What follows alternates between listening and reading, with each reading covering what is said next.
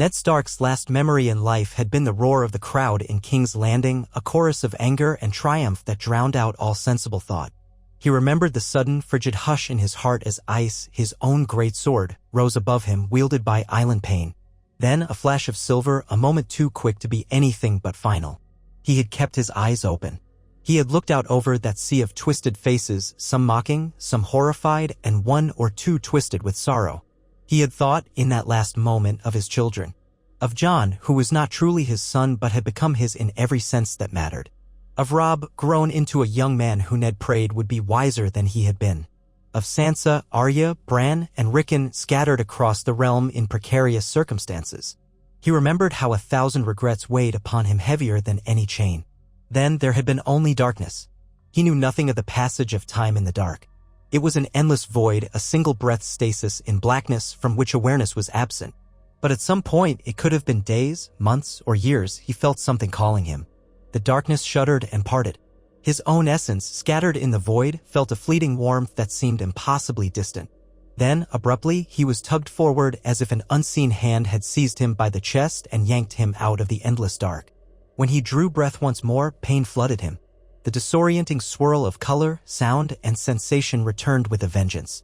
He shuddered and gasped, his lungs trying to remember the shape of air. It felt like choking on ice-cold water. There was a smell of fire, a musk of burning incense, a sting of old stone, and the warmth of a torch's glow. It took him several moments to truly remember what breathing was. He heard a voice in the distance. A woman's voice. Red hair came into focus, though his vision blurred. Something about her silhouette wavered like a flame. She spoke to him gently. "Come back to us," she said. Her voice had a resonance that sounded both compassionate and utterly alien, as though she were channeling something far beyond mortal comprehension. He could feel her lips at his ear. "The Lord of Light has more work for you, Eddard Stark." He coughed, a fierce, harrowing spasm that racked his entire body. He still did not fully comprehend where he was. The frigid gloom of the black void lingered, but now he could see the faint flicker of firelight. Beneath him was cold stone. Around him were shadows that danced on walls of rough-hewn rock. He thought he might be in some hidden chamber. There were no windows, only torch sconces. The voice kept speaking softly, chanting words he could not quite understand, as if in a language older than the common tongue.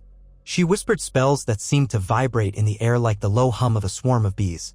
His limbs felt numb, weighed down by what felt like an eternity of death. Slowly, painfully, sensation returned. The stones chill against his palms, the sticky wetness of something, oils perhaps, that had been anointed on his chest and forehead. He tried to speak, but only a weak rasp emerged. "Stay still," said the woman, her voice more authoritative now. "You are newly returned.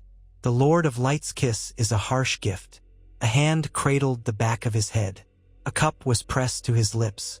He drank, and the taste was something foul, something bitter as old herbs. It stung his throat like hot embers, but it unleashed warmth in his belly, enough to coax him out of the haze. He blinked. He tried to force words out. "Where?" "Deep in the tunnels below Castle Black," came the reply. Her red hair and the flickering torches created a halo of flame around her pale face. Her red robe brushed against the stone as she knelt beside him. "I am Melisandre of Ass High." He'd heard the name vaguely, but context eluded him. Castle Black was the stronghold of the Night's Watch, on the edge of the frozen north. Then memory slammed into him all at once. Joffrey's sneering face, Sansa's tear-streaked cheeks, the moment of utter dread as Island Pain brought down Ned's own blade. He recalled a feeling of searing regret that he had not done enough, not said enough, not saved his daughters. But now he was breathing. How? His voice was scarcely a whisper. Melisandre stroked her necklace, a thick red choker from which a mysterious gemstone glowed. "You were called back by the Lord of Light's grace. I prayed, I begged, and I offered to trade my own life's vigor if necessary. And by his mercy you breathe once more. I have had my visions, Ned Stark. A great war is coming, a war against the darkness. We need you." She paused, letting her words take hold. "Jon Snow needs you." His heart lurched at that name. Jon, the boy he had raised as his own. Memories flooded him of the day he brought the infant to Winterfell, of Catelyn's cold fury, of the vow he had made to his dear sister Lyanna on her deathbed. John, who wore the name Snow but was meant for something far greater. Another cough racked him, and his temples pounded. The notion of being alive after one's own death was incomprehensible. He closed his eyes. He forced them open again and finally found enough strength to push himself up on an elbow. "There is water," Melisandre said, urging a simple wooden cup back to his lips. He drank. This time it was water, but even the water tasted odd, tinged with metal or with some unknown spice. Give yourself time. Even the bravest man is not himself after such a journey. Ned did not argue. He was too disoriented to do so. The stone chamber flickered with dim torchlight and the dancing glow of a brazier in the corner. A single door stood in the far wall. Who else was there? He found the strength to turn his head. Someone stood in the shadows, someone in black. "That's enough," came a lower, familiar voice, not quite gentle, not quite harsh. Davos Seaworth, if Ned remembered the glimpses he'd had of the man properly, one of Stannis Baratheon's most loyal knights, called the Onion Knight. "He's alive, but we have to be sure he's strong enough to stand. The Lord Commander will want to see him soon." The Lord Commander. That phrase disoriented Ned anew. The Lord Commander of the Night's Watch had been Jeor Mormont the last time Ned had known anything. But time had passed, he had no idea how much. Melisandre's eyes glistened in the brazier's glow like chips of glowing ruby. "Jon Snow is Lord Commander now," she said, as if reading the question on Ned's face. "When I looked into the flames, I saw you and Jon. You must meet him. Your presence is the key that may change the course of everything." Ned fought the next cough that threatened him, forced air into his lungs, and nodded though it made his head spin. They helped him to stand, a slow, agonizing effort. Every muscle in his body trembled as if protesting that they should not be in use after death. He leaned heavily on Melisandre's arm while Davos supported his other side. "We have clothes for you," Davos said, nodding to a corner. On a small wooden table lay some black woolens, some leathers. Simple and practical garments meant for the cold of the wall. "We've not many luxuries here." Ned found it startling how the simple feel of cloth between his fingers made him aware of being alive. Every sensation was too sharp. The torches lit the cramped room with an orange glow and the chill air made him shiver. The dryness in his mouth, the ache in his bones, the ghost of the blade that had taken his head, all of it hammered him at once. It was real. He was resurrected. He was no wraith, he felt too mortal and too frail for that. Davos and Melisandre stepped outside the door while Ned changed into the rough-spun breeches and woolen tunic. He laced the tunic with shaky fingers. There was a black cloak as well, which he draped around his shoulders. No sword lay among the clothes. He did not ask for one. He had never felt less prepared to hold a weapon than in that moment. He still felt the numb shock that should never be possible, to stand on living feet after a traitor's execution. He bit down on his lip, the small pain anchoring him. When he stepped toward the door, it opened, letting in a gust of cold air. Two black brothers stood outside, men of the Night's Watch, clad in the austere black cloaks. One was tall and gaunt, the other broad-shouldered. Their faces were grim. Both nodded curtly. Davos gestured. "We'll take you to the main hall," he said, voice hushed. "The men may gawk, but they've seen more wonders than they ever thought they would. We have White Walkers stalking the north, whites that serve them, and battles that test us daily. A man returning from death is a miracle, but not the only strange thing these eyes have seen." Melisandre led the way through winding corridors hewn from the bedrock beneath Castle Black. Ned followed, flanked by Davos and the two black brothers. The chill seemed to seep into his marrow. Melisandre carried a small torch. Her red robe caught the torchlight, giving it a bloody hue. She walked without hesitation, obviously familiar with these corridors. Now and then she would pass iron braziers set into alcoves, giving off meager warmth. Ned's heartbeat hammered in his ears with every step. He was reminded of the crypts beneath Winterfell, but at least the crypts at home had been part of him, part of his heritage. This labyrinth beneath the wall was claustrophobic and smelled of damp stone. They took a set of winding stairs upward. The air shifted, became slightly warmer, or at least less stale. At the top, a thick wooden door opened onto a courtyard. Ned blinked in the sudden brightness. The midday sky was heavy with clouds, but it was brighter than torchlit darkness. A swirl of cold wind whipped at Ned's cloak. Castle Black was before him. The great courtyard, lined with blacksmith forges, stables, barracks. Men of the watch hurried about, their footsteps crunching in the patchy snow. Some paused, eyes widening at the sight of Ned. He could see their surprise, their apprehension. Yet nobody drew a weapon. They simply stared. Ned wondered how many had heard rumors of a secret ritual. How many had guessed that this red priestess intended to bring back a dead man? He remembered the vow of the Night's Watch. He had once recited it with pride alongside his friend Benjen, who had served. Strange how foreign that memory felt now. Melisandre turned to him, her voice quiet but urgent. "Come, Lord Stark. Jon will want to see you without delay." They crossed the courtyard, passing men who parted for them as though an invisible barrier lay between the resurrected Lord of Winterfell and the rest of the world. Ned's eyes darted around, absorbing every detail. The high wooden walkway along the wall, the clusters of ravens in a distant rookery, the stoic shape of the ice of the wall rising behind the fortress like a monstrous wave frozen in place. How many years since he had been here last? Too many, and now everything had changed. Davos led them into the main hall, which served as both a mess and meeting space. Benches and tables were laid out in rows, a long hearth along the center. The light from outside gave way to flickering torchlight. The place smelled of stew, stale ale, and damp wool. At the far end stood a raised table, simpler than anything in a royal hall, but it conferred a sense of authority nonetheless. A few men, black brothers, stood around it. A young man with broad shoulders, dark curly hair, and a somber expression turned as they approached. For a moment, Ned scarcely recognized him. Jon Snow had always been a boy to him, with that hesitant half-smile and watchful gaze. Now he was taller, with the bearing of a man tested by trials beyond counting. He wore the black cloak of the Watch fastened by a clasp in the shape of a wolf's head. His eyes lit with shock and wonder the moment he saw Ned. "Father." Jon's voice trembled barely above a whisper. He took a step forward as if expecting the figure to fade if he moved too quickly. Disbelief, hope, and a desperate need to understand warred in his eyes. Ned took a trembling step and his voice caught in his throat. "Jon," the word was everything. Relief, sorrow, joy, confusion. He reached out and Jon met him halfway, grasping him by the arms. Ned felt the solidity of his foster son's grip. They stood there for a moment, face to face. Tears threatened Ned's eyes, though they refused to fall. The men around them exchanged uncertain glances, but nobody spoke. The hush was absolute. Finally, Jon swallowed hard and released Ned's arms. How is this possible?"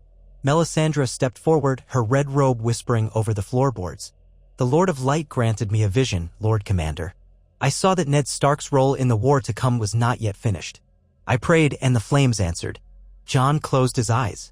Ned watched the swirl of emotions on the young man's face. Guilt perhaps, or confusion, as if Jon felt unworthy that someone had committed such a monstrous miracle for his sake. But there was also the boyish wonder that Ned remembered, the yearning to belong, to be loved. Ned spoke gently, his voice rough from so long a silence. "Jon, I do not fully understand why or how. My last memory," he paused, his eyes flickering as if searching for words. "I was in King's Landing. My head was on the block." Jon nodded, eyes shining with pity. "That was a long time ago now."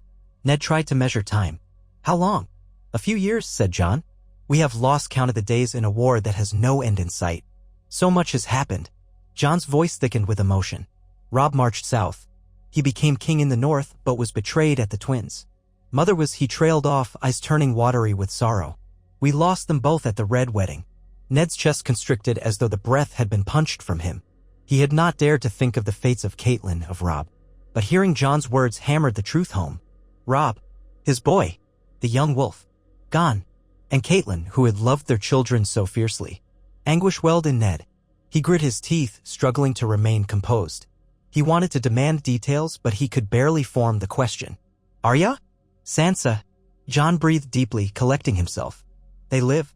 Sansa was wedded in the south to the imp first, then other forced marriages. "She's escaped them. Last I heard, she was back in the north at Winterfell." His eyes flickered with some unspoken knowledge. "She's changed. The hardships have shaped her. But she's strong. And Arya, she was missing for a time, rumored dead, but now is rumored to be in the Riverlands. Some say she's become a faceless killer or some whisper of a ghost. We don't know for sure, but reports suggest she's alive.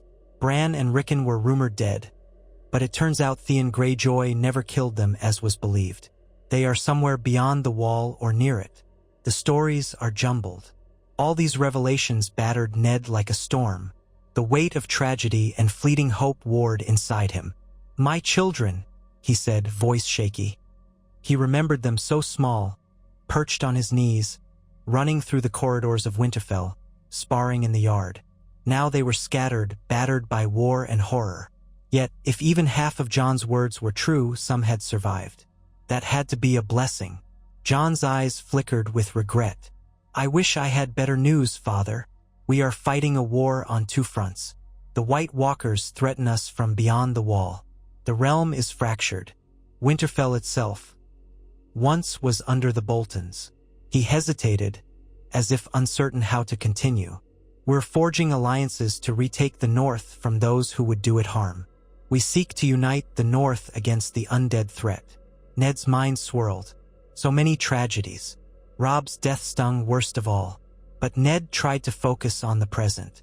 The White Walkers' old legends come to life. He had glimpsed something of them in the words of old stories, and in what Benjen used to say about the evils that lurked in the far north. "The dead are truly walking?" he asked, though he saw no disbelief in the faces around him. "Aye," said Jon quietly. "They are real. An army of whites marches behind the White Walkers, led by the Night King. We have few enough men to stand against them. But we must. We're all that stands between life and death." Ned felt a chill that had nothing to do with the cold air. He glanced at Melisandre, who stood with the solemn pride of a zealot who believes wholeheartedly in the cause. Her eyes were fixed on Ned, as if she saw some ephemeral thread connecting them. Ned turned back to Jon. "You are Lord Commander." A wry smile tugged at the corner of Jon's mouth. "For my sins, yes. I tried to keep to my vows, but fate had other plans. The Night's Watch has changed much. Most of our old brothers are dead. We have wildlings among our ranks now, free folk who share our fight against the dead. We do what we must." Ned nodded, though it was all so staggering that he felt unsteady. "Then I will do what I must," he said quietly. "I know not why I have been given this second chance, but if it is to help you, and to help the North, then I accept it." Jon's relief was plain, though overshadowed by sorrow. "Father, He paused, glancing at Davos, then at Melisandre. "There's so much you should know, so many battles lost, so many alliances formed. There is also the matter of your name, of your legacy. I am sorry, Father, for any dishonor I caused you." He bowed his head. "I learned who my true parents were." He looked up, expression filled with a bittersweet acceptance. "You never dishonored your marriage vows." "I was never your bastard by blood. I am your nephew, a Lyanna Stark's son, and Rhaegar Targaryen's." Despite everything else, this was the blow that hit Ned hardest. He had borne this secret for so many years, shouldering the false shame of fathering a bastard to protect Jon's life. He had sworn to Lyanna he would keep the boy safe. Now Jon knew. Ned swallowed. For a moment he was speechless. Then he forced out the words in a hoarse whisper. "She died in my arms," he said. "She made me promise to protect you from Robert. I did what I had to do. Forgive me if that burden ever caused you pain." Jon blinked back tears. "You saved my life, and gave me a father when I would have had none. It is I who should thank you." They clasped forearms again, though they could say little else in that crowded hall. The men of the watch muttered among themselves, but there was no hostility in their eyes. Only awe, curiosity, or the somber acceptance that came from living in extraordinary times. Davos cleared his throat. "My lord, if I may, there are pressing matters. The White Walkers do not wait for us to catch our breath. Word has come that their army is on the move." Jon nodded. "Right? We'll speak more privately." He turned to the men about the table. "We'll reconvene tonight. Spread the word that tomorrow all leaders, wildling chieftains, my officers, and any northern lords we can gather will join us in council. For now, Davos, see to it that Lord Stark has a place to rest." He paused, glancing back at Ned as if uncertain whether Lord Stark was truly the correct title for a man thought long dead. Then he set his jaw. "And see to it that he has what he needs.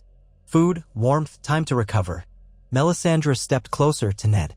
"We have done the Lord of Light's bidding, my lord, but we have more to do. I will see you again soon." She took his hand gently, pressed it between her own. Her palms were cold and hot at once, as though a hidden fire blazed just below her skin.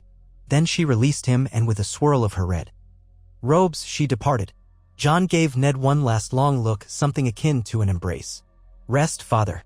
You've returned to us at a time when we need you most. Ned wanted to speak, to say something to comfort John, or to ask more about the swirling chaos that had befallen the realm. But the exhaustion was beginning to settle into his bones. He felt as though he could sleep for a week and still wake tired. He nodded silently. John gave him a faint, sad smile, then turned away, already half distracted by the burdens of his command. Davos placed a hand on Ned's elbow, guiding him gently away from the hall. The corridor was less crowded, but men still paused to stare at the resurrected Ned Stark, the man who had lost his head in King's Landing and now walked again. Though their eyes were often uncertain, none acted with hostility. So many unbelievable events must have numbed their sense of the miraculous. They headed to a small tower abutting the courtyard. Davos and the two Black brothers escorted Ned to a humble chamber near the top.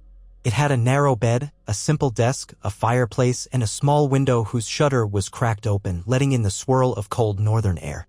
An older, bearded man was inside, stirring a pot over the fireplace. Clydas, the maester's assistant, or so Davos introduced him.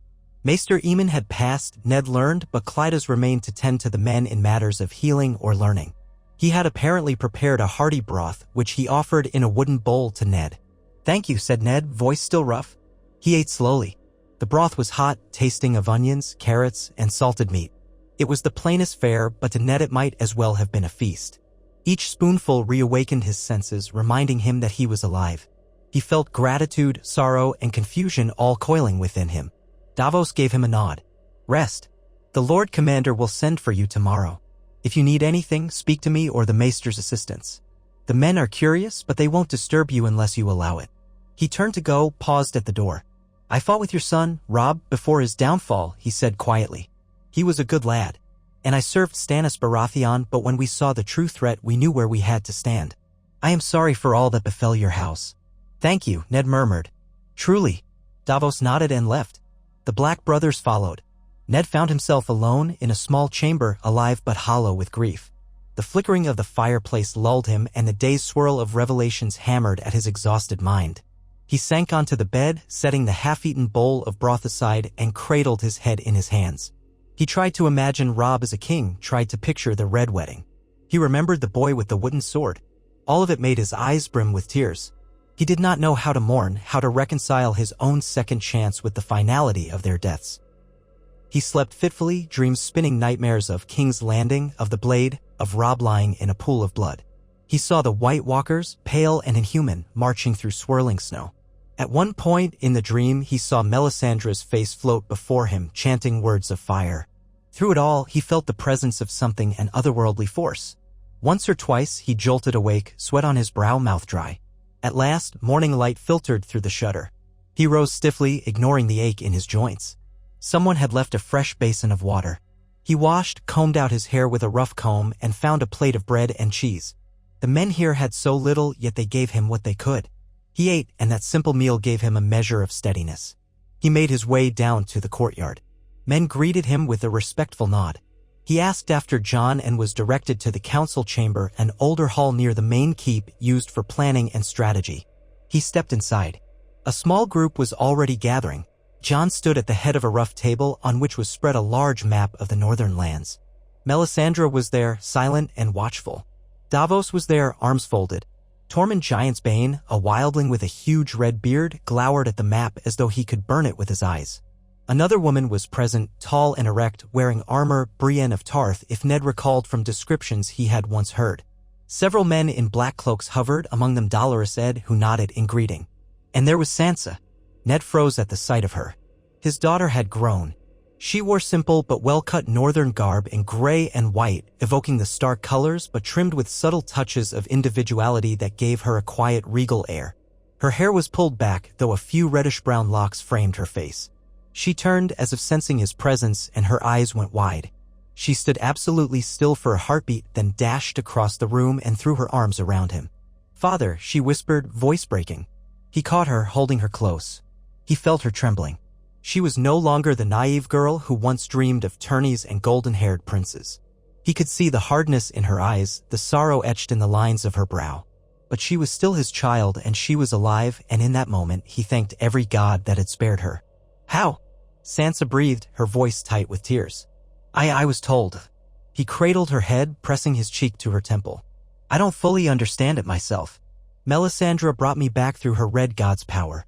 I'm so sorry for all you've suffered. She pulled back, wiping her tears with the back of her hand, forcing composure. I have endured, father. I was a foolish girl once, but I learned. We all did.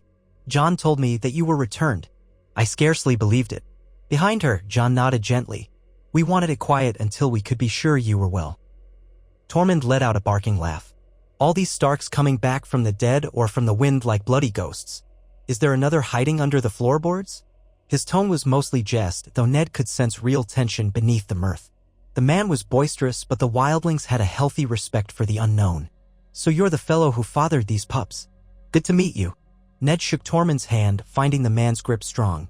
Thank you for standing with Jon and Sansa, he said simply, uncertain what other courtesy might be appropriate. The wildling only shrugged. Brienne inclined her head in respectful greeting. Lord Stark, I am Brienne of Tarth. I once served your lady wife. I failed her, I fear, but I did what I could. Please forgive me. Her tone was haunted, quiet. Ned looked at her, recalling all he had learned in the last day. You have my thanks for whatever you did to protect her and my daughters. He had no desire to place blame on a woman who clearly carried her own regrets. Jon cleared his throat and all eyes turned to him. We've no time for extended reunions or formalities. The White Walkers are on the move. Reports say they may reach the last hearth within the fortnight. We must rally every able-bodied man and woman to push them back. We have a plan to meet them on the field, but we need support from the northern houses. He glanced at Sansa. They refused us once. They doubted the threat. But with fresh victories and news of reassembled Starks, they may rally this time. We must ride soon. Ned surveyed the map. Names of houses danced before him. Umber, Karstark, Manderley, Glover. Some had declared for or betrayed the Starks in the wars that followed Ned's execution. The alliances had shifted in ways Ned could scarcely fathom. But one thing was clear, they needed a united North if they had any hope of defeating an army of the dead. Sansa squared her shoulders. We retook Winterfell from the Boltons. The castle is back in Stark hands, officially mine, though many lords remain suspicious of a young woman's leadership. But if they see you, father, if they see Ned Stark returned, that may tip the balance. Brienne nodded. It will be a shock to them, no doubt, but perhaps a helpful one. The rumors alone will spread like wildfire. The Northmen are a superstitious people. Tormund scratched his beard. And the free folk will fight, with or without that pomp. We know the dead must be stopped. We've seen them. And I have seen in the flames that the dead will not be halted if the living remain divided, said Melisandre. Ned Stark's resurrection is a sign, a final chance for the North to unite. Ned listened, absorbing it all. Then he pressed a hand to the table's edge. What must we do?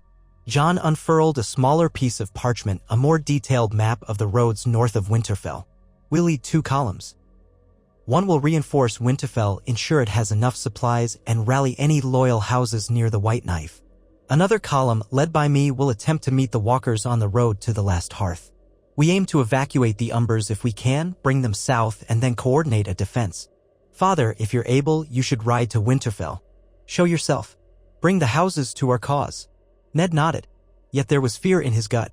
Would the sight of a dead man deter them instead? But they had no better plan. I will, he said. I'm no young man anymore, but I'll do whatever I can. He glanced at Sansa. We'll go together? Sansa set her jaw. Yes. This is as much my fight as yours. I swore I would protect Winterfell for the sake of our family. Their course decided, the group dispersed to prepare. Davos and Tormund began to gather men, supplies, horses. Brienne and Sansa made plans for the journey south, sending ravens to the northern houses. Melisandre lingered with Jon, speaking quietly. Ned did not try to eavesdrop. Instead, he caught Sansa's arm as she passed. Daughter, he said softly, will you walk with me a moment? They left the hall, stepping out into the courtyard. Despite the swirling wind, Ned felt a need for fresh air. Sansa drew her cloak tighter around her shoulders. Father, she began awkwardly. I don't know how to say it. He pulled her close for a moment. You don't need to say anything. Only tell me you are well. Tell me what I can do to ease the burdens you carry. She pulled back, looking up at him. She was so tall now, so poised. A sadness lurked behind her eyes. I am well enough, she said, voice subdued. I endured horrors in King's Landing and more at the hands of Ramsay Bolton. I have been used in ways that make my skin crawl to remember. But I survived. I learned to steel myself. And I had help from unexpected corners. A flash of bitterness crossed her face. Littlefinger used me for his schemes, but in the end I turned on him. Jon helped me. We took Winterfell back. We hold it now for the Starks. Ned felt both grief and pride. I'm sorry I was not there to protect you. The apology felt so hollow, so inadequate. She nodded, tears glinting. You were always there for me in spirit. I tried to remember what you taught me about justice, about duty. Even when I was forced to kneel to monsters, I held tight to the memory of you. He kissed her brow. We'll make sure you never kneel to anyone who would hurt you again, he promised, though he knew too well how precarious promises could be in this world. Still, he wanted to believe. He had come back from death. Could it be that they still had a chance for a better future? By midday, Ned and Sansa rode out of Castle Black at the head of a modest company, a few dozen Black brothers on loan from Jon, some mounted free folk who had offered to ride for the sake of forging alliances in the south. They set a steady pace, aiming to reach Winterfell in 5 days. The wind cut at them viciously, but Ned welcomed the bracing cold. It cleared his head of old ghosts, reminding him that he was truly alive. Sansa rode beside him. Brienne followed close behind, ever watchful.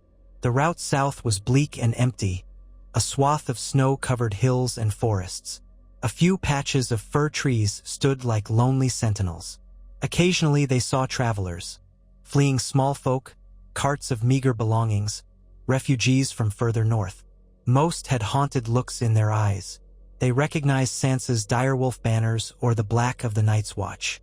One old man wept at the sight of Ned, claiming it was a sign from the old gods that the Starks truly rose from their graves to protect the North. It unsettled Ned to see how rumors spread, but he tried to offer what reassurance he could. The second evening, they made camp in a half-ruined holdfast. Sansa sat by the fire, reading a letter that had been sent from Winterfell. Ned paced, restless, as though the swirling winter breeze carried ghosts. Brienne approached him. "My lord, you should rest." He nodded, glancing around at the bedrolls. "I will," but he felt uneasy. "I only wish I could have saved them," he said suddenly. Robb and Catelyn were on his mind. "I wish I had never gone to King's Landing, never trusted Peter Baelish, never believed I could handle the Viper's Nest." Brienne's face softened. "All the wishing in the world can't change the past. You have a chance now to shape the future." He nodded. Then, quietly, he asked, "Do you truly believe we can unite the North behind us?" "I do.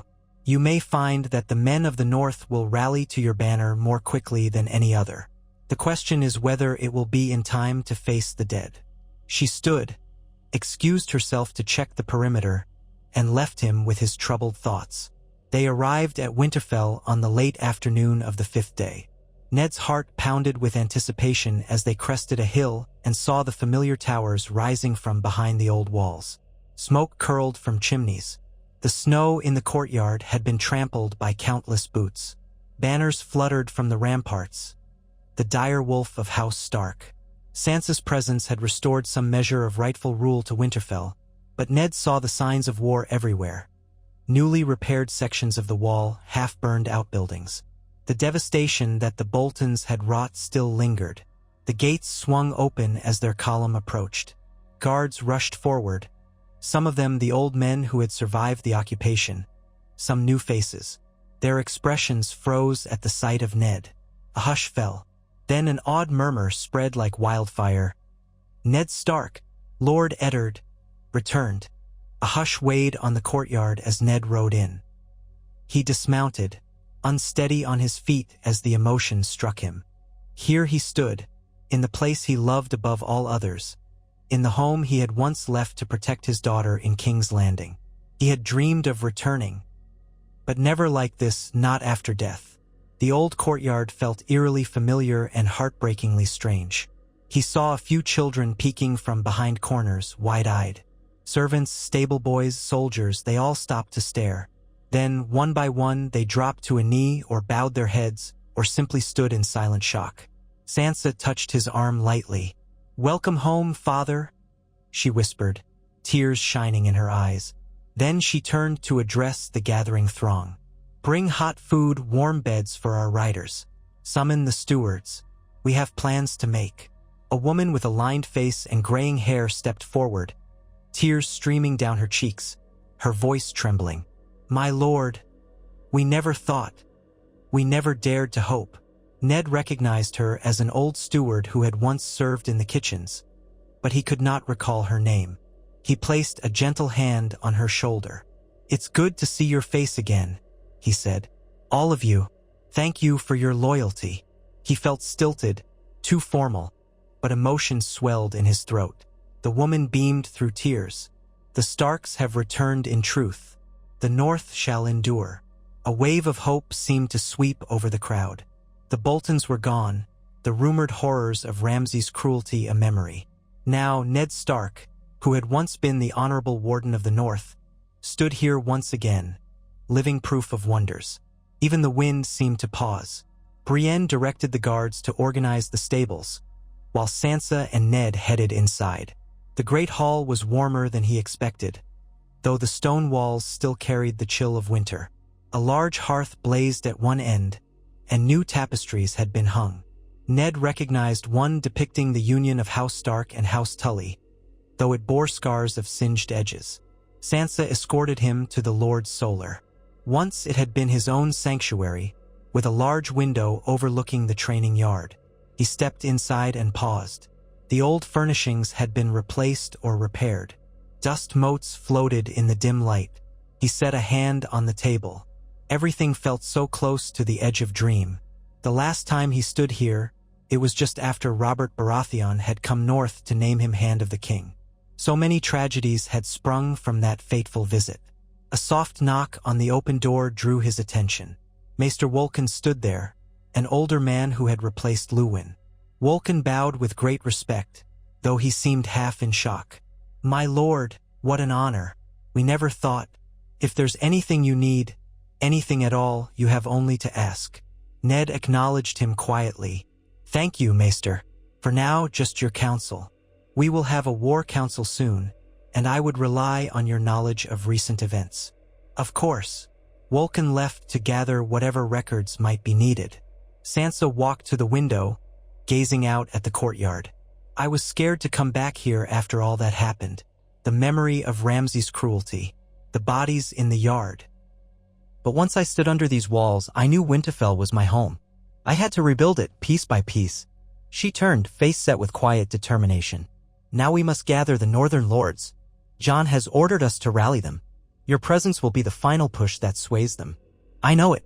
Ned looked at the banners draped near the hearth. They swore fealty to Robb, yet some betrayed him. They might be ashamed or they might be afraid. I wonder if they will accept me as I am. Sansa's voice was resolute. "You are Ned Stark, the Lord of Winterfell, no matter how it happened. And the North remembers. They remember your justice, your honor, your fairness." He caught the flicker of pain in her eyes. He recalled beheading the deserter from the Night's Watch in front of Robb, Jon, and Bran all those years ago. He recalled telling them the man who passes the sentence should swing the sword. It felt like a lifetime ago. Perhaps it was. Within a day, ravens flew from Winterfell to every corner of the north, summoning the great houses and lesser bannermen to rally. The letters bore the name of Sansa Stark and the newly revealed presence of her father, Ned Stark, returned by strange grace. Rumors had likely preceded those messages, but these were official summons. The next week was a blur of meetings as small groups of men arrived. House Manderly, House Glover, House Serwyn, House Reed. Some approached with skepticism or outright fear. But when they saw Ned alive, their doubts usually gave way to awe or hope. Many knelt, tears in their eyes, pledging once again to House Stark. Some demanded to touch his hand as if needing proof he was flesh and blood. There were those who were less eager. Certain Karstark men grumbled that this was some southern sorcery. But Sansa's quiet strength and Ned's measured courtesy soothed most hostility. They pressed the truth that the dead were marching, that the White Walkers would spare no one. The time for old grudges was over. Nights were spent in council with these lords, planning how to provision Winterfell, how to gather more men, how to coordinate with Jon's forces to the north. They received a raven from Jon stating that the White Walkers had indeed descended upon the last hearth. The Umbers had retreated, but thousands of Whites now swarmed the countryside. Jon was pulling back to a defensive position, awaiting reinforcements. The tension was palpable. A lesser man might have doubted they had any chance to prevail. Amid the chaos, Ned found moments of quiet reflection. He walked the courtyard, recalling how Robb once practiced archery there, how Arya once shot arrows alongside Bran. He wandered to the godwood, where the heart tree's red leaves rustled in the winter breeze. The face carved into the weirwood was as solemn as ever. Ned knelt before it, letting the hush wash over him. The old gods had presided over his execution, yet now they presided over his resurrection. He prayed for strength. He prayed for his children's safety. He prayed that Robb and Catelyn might find peace in the afterlife. The wind stirred the leaves as if acknowledging him. Sansa joined him, stepping carefully on the snow-covered path. "I used to come here to pray," she said. "Sometimes I felt the old gods gave me comfort. Other times I felt nothing. But I kept trying." Ned rose slowly, turning to her. "I'm proud that you never gave up." She gave a melancholy smile. "I nearly did, many times. But each time I remembered your voice, telling me that we Starks must endure. The pack survives." He hugged her gently, and for a moment, father and daughter simply stood there, letting the silent trees witness their bond. Then she said, "The lords are gathering in the hall soon. Will you come?" He nodded. "I will." He rubbed his arms, cold despite the heavy cloak. "We must be prepared. The enemy won't wait." The meeting in the great hall was crowded. Lords and their bannermen filled the benches. Noble women, soldiers, and knights mingled. Even some free folk from Tormund's scouting parties had come. Sansa and Ned sat at the high table. Ned felt uneasy in that seat after all he had learned, but the lords insisted. House Glover's representative, a rugged man with gray in his beard named Galbart Glover, stood to speak. "We have received confirmation. The Walkers have taken the last hearth. The Umbers who escaped are here among us, but they have lost their home. The Walkers are continuing south. Lord Commander Snow is establishing a defensive line at Moat Cailin, hoping to slow their advance. But he needs men. He needs us." A low murmuring filled the hall. The name of Jon Snow carried weight, though some still regarded him warily as a Targaryen or a rumored bastard, or simply because his alliance with wildlings alarmed them. But they also knew that Ned Stark's return lent Jon legitimacy. If Ned Stark was endorsing Jon's plan, how could they refuse? One by one, the lords stood to pledge men. Manderly offered 200, Glover 100, Serwyn 50. It was not enough, but it was something. Sansa urged them to contribute more. "We can hold Winterfell if needed," she said, "but the real fight is further north. Each day we delay, more of our people die." A hush fell as Ned himself rose. He looked out over the hall. So many eyes upon him. Men he had once known, men who had fought for or against his son, men who had never thought to see Ned Stark again. "I have walked these halls before," he began quietly. "I have judged criminals, I have knighted men, I have welcomed visitors with feasts. Now I stand before you again through some miracle of the gods. I do not claim to understand it, but I do know that the North is our home. And all of us, no matter our grudges or past betrayals, share one truth. We are alive and we wish to stay that way. The dead march. They do not care for loyalties or old vendettas. If we do not unite, we will all fall." He paused, letting his words sink in. "I ask you not as a resurrected curiosity, but as the man who once was your warden of the North. Stand with me. Stand with my children. Stand with the Night's Watch who protect us all. Fight for the living." Silence stretched for a heartbeat.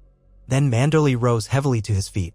"We pledge ourselves to House Stark, now and always," he declared. Others stood with him, adding their voices. A wave of agreement rippled through the hall. They bowed their heads in deference. The North was united. Perhaps not in numbers that guaranteed victory, but in spirit. That night, Ned found some relief in the knowledge they had done all they could to rally the houses. Manderly would lead a detachment north with supplies to reinforce Jon's lines. The rest would prepare to march behind them to either hold Winterfell or join the main army, depending on how quickly the White Walkers advanced. The next morning, Melisandre arrived. She seemed to materialize in the courtyard at dawn, her red robes fluttering in the cold wind. She offered Ned a curt nod, then asked to speak with him privately in the godwood. He wondered how she had traveled so swiftly, but he knew better than to question her. She was an enigma. They stood beneath the ancient weirwood, its face carved with deep, sad eyes. Melisandre's gaze flickered over the bloody leaves.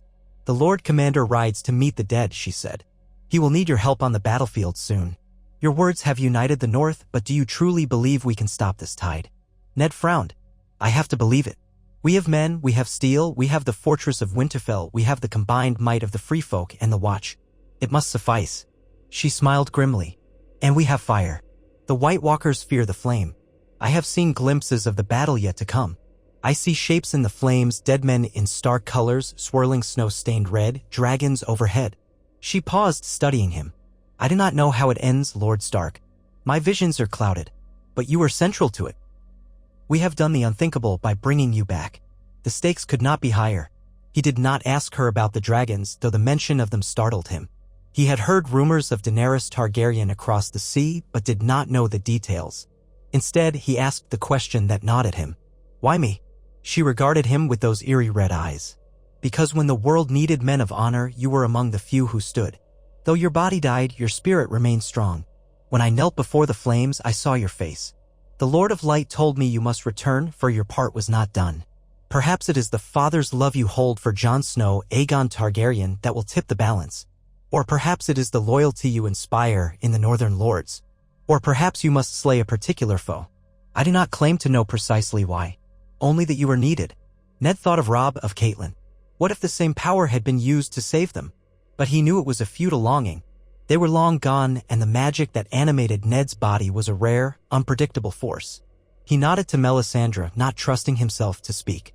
Then he headed back to the castle, burdened anew with the knowledge that so many hopes and fears hinged on him. Within days, they had assembled a sizable force. Thousands of men from various houses, along with wildlings who had drifted south. Horses, carts of provisions, blacksmiths forging dragon-glass-tipped spears. Ned saw the determination in their faces, the haunted knowledge that this was no ordinary war. Each day, the biting cold seemed to intensify. It was as if winter itself was a harbinger of the White Walkers. Then the Raven arrived. Sansa read it at the high table, voice trembling. Jon's forces have engaged a horde of whites near the Long Lake. Casualties are high. He's retreating toward Winterfell. The dead are only 2 days behind him. A hush fell over the hall. 2 days. The dead were that close. Ned met Sansa's gaze across the table. Her lips were pressed tight with fear, but her eyes burned with resolve. There would be no time to ride out in force to meet Jon. They had to prepare Winterfell for a siege, for a final stand. Messengers raced across the courtyard, horns blew, men scrambled to positions. Tormund was with Jon, which meant the wildlings in Winterfell were led by a younger chieftain, a wary man named Darrick. He pledged his few hundred free folk to the cause. Ned assumed command of the defense. The houses that had once followed him took his orders without question, as if the years since his death vanished beneath the reality of this crisis. Barricades were set up. Archers were stationed on the walls with flaming arrows. The blacksmiths finished forging the dragaglass arrowheads. Catapults were prepared, loaded with oil-soaked bales for flaming missiles. Pits were dug outside the walls, lined with sharpened stakes, also coated in pitch to be ignited at need. Winterfell became a fortress in truth, bracing for the storm of undeath. On the morning of the second day, horns rang out. Scouts spotted Jon's column on the horizon. Ragged and exhausted, they had outrun the dead for the moment, but not by much. The gates swung open to allow them inside. Ned stood on the battlements with Sansa, watching the battered men and women file in. Their faces were etched with fear and fatigue, many bearing wounds. Jon rode at the head, dismounting heavily in the courtyard. His eyes searched the ramparts until they found Ned. He nodded, relief mingled with grim determination. Ned hurried down to meet him. Jon embraced him briefly. They're close behind us. Thousands, maybe tens of thousands. His voice was hoarse. We can't stand against them all in open field. Ned set a hand on Jon's shoulder. Then we make our stand here. Winterfell has withstood countless storms. We'll endure this one. Jon's gaze flickered. We have to survive until Daenerys arrives. That was the first time Ned had heard the name from Jon's lips. She has dragons, father. Fire-breathing beasts that can turn the dead to ash. She was delayed in the south, finishing off Cersei Lannister, but now she's marching north. If we hold Winterfell long enough, the dragons will come. Ned exhaled. Dragons. It sounded like a child's tale, but so did resurrected corpses. The world had turned upside down. We'll hold, he promised. Sansa joined them, hugging Jon fiercely, checking his injuries. They shared the briefest of smiles, siblings reunited on the brink of apocalypse. The next hours flew by in a rush of final preparations. Jon assigned men to the walls, consulted with Tormund and the surviving watch officers. Everyone took what rest they could. Night fell over Winterfell, the sky a bruised purple. Torches and braziers cast flickering light over the walls. Snow began to fall softly, settling over the parapets. There was an uneasy hush, as if the land itself waited in dread. Before dawn, the horns sounded again, a dire wail that froze Ned's blood. Scouts scrambled back from the outer defenses, shouting of an enormous mass of whites marching across the fields. The White Walkers, tall and silent as death, could be seen moving among them. "To the walls!" came the cry. Soldiers rushed to their posts. Archers drew their bows, trembling. The intangible sense of doom was everywhere. Ned stood on the battlements, a sword in his hand. Borrowed steel, Valyrian or no, it didn't matter. He felt the tension in every muscle. Jon was a few yards away, similarly armed, Ghost the direwolf by his side. Sansa stood behind them, near the archers, determined to bear witness. Melisandre roamed the ramparts, whispering incantations under her breath, calling upon R'hlloreth's flame. Then, in the dim twilight before sunrise, the dead appeared. A sea of them. Some were only bones, held together by frozen sinew. Others were fresher corpses, eyes glowing an icy blue. They advanced with no hesitation, no fear of death, for they were already beyond it. The White Walkers glided among them, swords of ice in their hands, pale flesh reflecting the faint light of the sky. The hiss of the wind carried an unholy presence, like a silent shriek from the depths of winter. Archers let loose the first volley. Flaming arrows streaked through the gloom, some striking whites and igniting them in a brief flash of flame. But they kept coming. More volleys followed, then catapults launched flaming bales into the masses, creating pockets of fire that forced the whites to deter. Men hurled torches down onto the pits outside the walls, setting them ablaze. For a moment, the flames illuminated the writhing ranks of the undead. Ned felt his stomach twist. There were so many, a tide of bodies that seemed endless. The whites reached the flaming pits, some stumbling into the flames, igniting like torches. But others clambered over their burning brethren, forming grotesque bridges of charred corpses. Ladders and grappling hooks scraped against the walls. The defenders poured oil and boiling water down, scalding the climbing dead. Screams, some human, some inhuman, pierced the night. A White Walker advanced through the chaos, stepping casually around fire. It raised its sword of ice and swung it at the wall's base. Where it struck, the stone seemed to frost over, cracks forming. Alarmed shouts echoed from the ramparts. Arrows rained down, but the walker deflected them with supernatural grace. Ned could feel the chill radiating from it, even from above. Then came a roar from the far side of the castle. Whites had broken through a sally port, overwhelming the guards. The defenders scrambled to close the breach. Fighting erupted in the courtyard. Ned and Jon exchanged a look, then rushed down the stairway, swords in hand. Sansa shouted after them, but they had no choice. If the courtyard fell, Winterfell fell. Below, the fight was chaos. White surged like a tide, hacking at defenders with rusted swords or clawed hands. A swirl of snow and ash filled the air, stinging Ned's eyes. He slashed at a skeletal white, severing its spine, but another lurched forward. Jon parried a blow aimed at Ned, then stabbed the white through the chest with dragaglass. It collapsed into shards of ice. Ghost tore into a cluster of undead men, scattering them, but not without injury. Ned felt old instincts return, honed from the Greyjoy Rebellion and other battles. His body, though stiff from resurrection, remembered how to fight. He swung the sword, beheading a white, then kicked another aside. Everywhere, the defenders fought valiantly. Shouts of "for the north" and "for Winterfell" mingled with the hideous screech of the undead. Flames flickered around them. Melisandre's voice rose in a chant, and for a moment, the courtyard was bathed in an eerie red glow. A wave of heat pulsed outward, setting some whites ablaze. But still they kept coming. Amid the chaos, Ned glimpsed Sansa with Brienne. They had formed a defensive ring near the heart of the courtyard, holding off whites that had gotten past the initial lines. Brienne's sword was a blur of steel. Sansa, armed with a small dagger of dragonglass, stood resolute, fear plain on her face but refusing to yield. Ned felt a surge of pride and terror. She should not be here, but there was nowhere truly safe. Then, above them, a shrill cry pierced the sky. A shape emerged from the clouds. A dragon. Its roar rattled the stones of Winterfell. Blue flames erupted from its maw, scything through the ranks of the living. Wait, blue flames? Ned's heart stopped. This was not Daenerys's dragon. It was the undead dragon, the one rumored to have been turned by the Night King. It swooped low, unleashing an icy torrent. The walls of Winterfell cracked under the supernatural cold. Men screamed as they were frozen where they stood. Despair threatened Ned, seeing the unstoppable power. If Daenerys was still too far away, what hope did they have? He saw Jon's face, twisted with horror. Jon sprinted across the courtyard, heading for the battlements, perhaps to challenge the Night King himself if he could.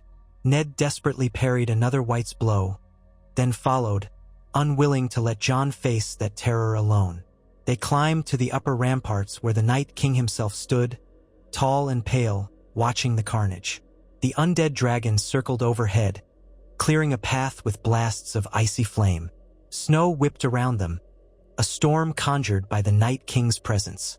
Jon raised Longclaw, eyes fierce with determination. Ned came up beside him, breathing hard.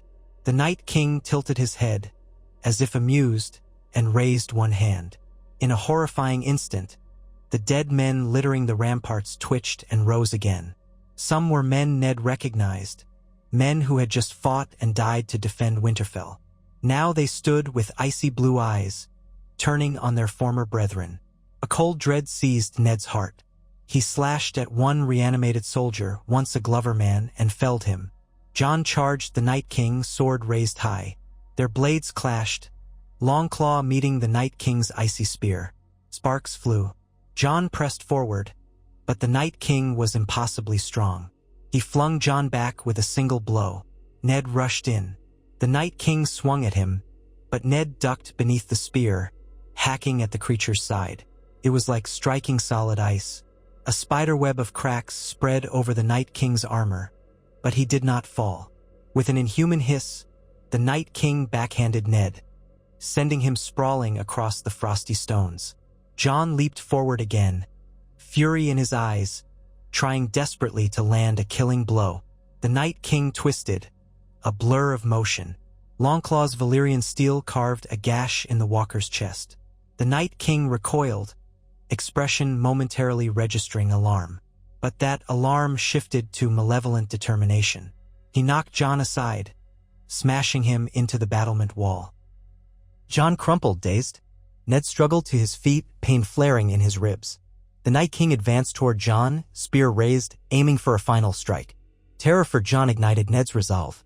He hurled himself at the Night King, thrusting his sword, burying it deep into the crack in the creature's chest. With a roar of wrath, the Night King whirled, the spear whistling past Ned's ear. The ground beneath them quaked with the force of supernatural energies clashing.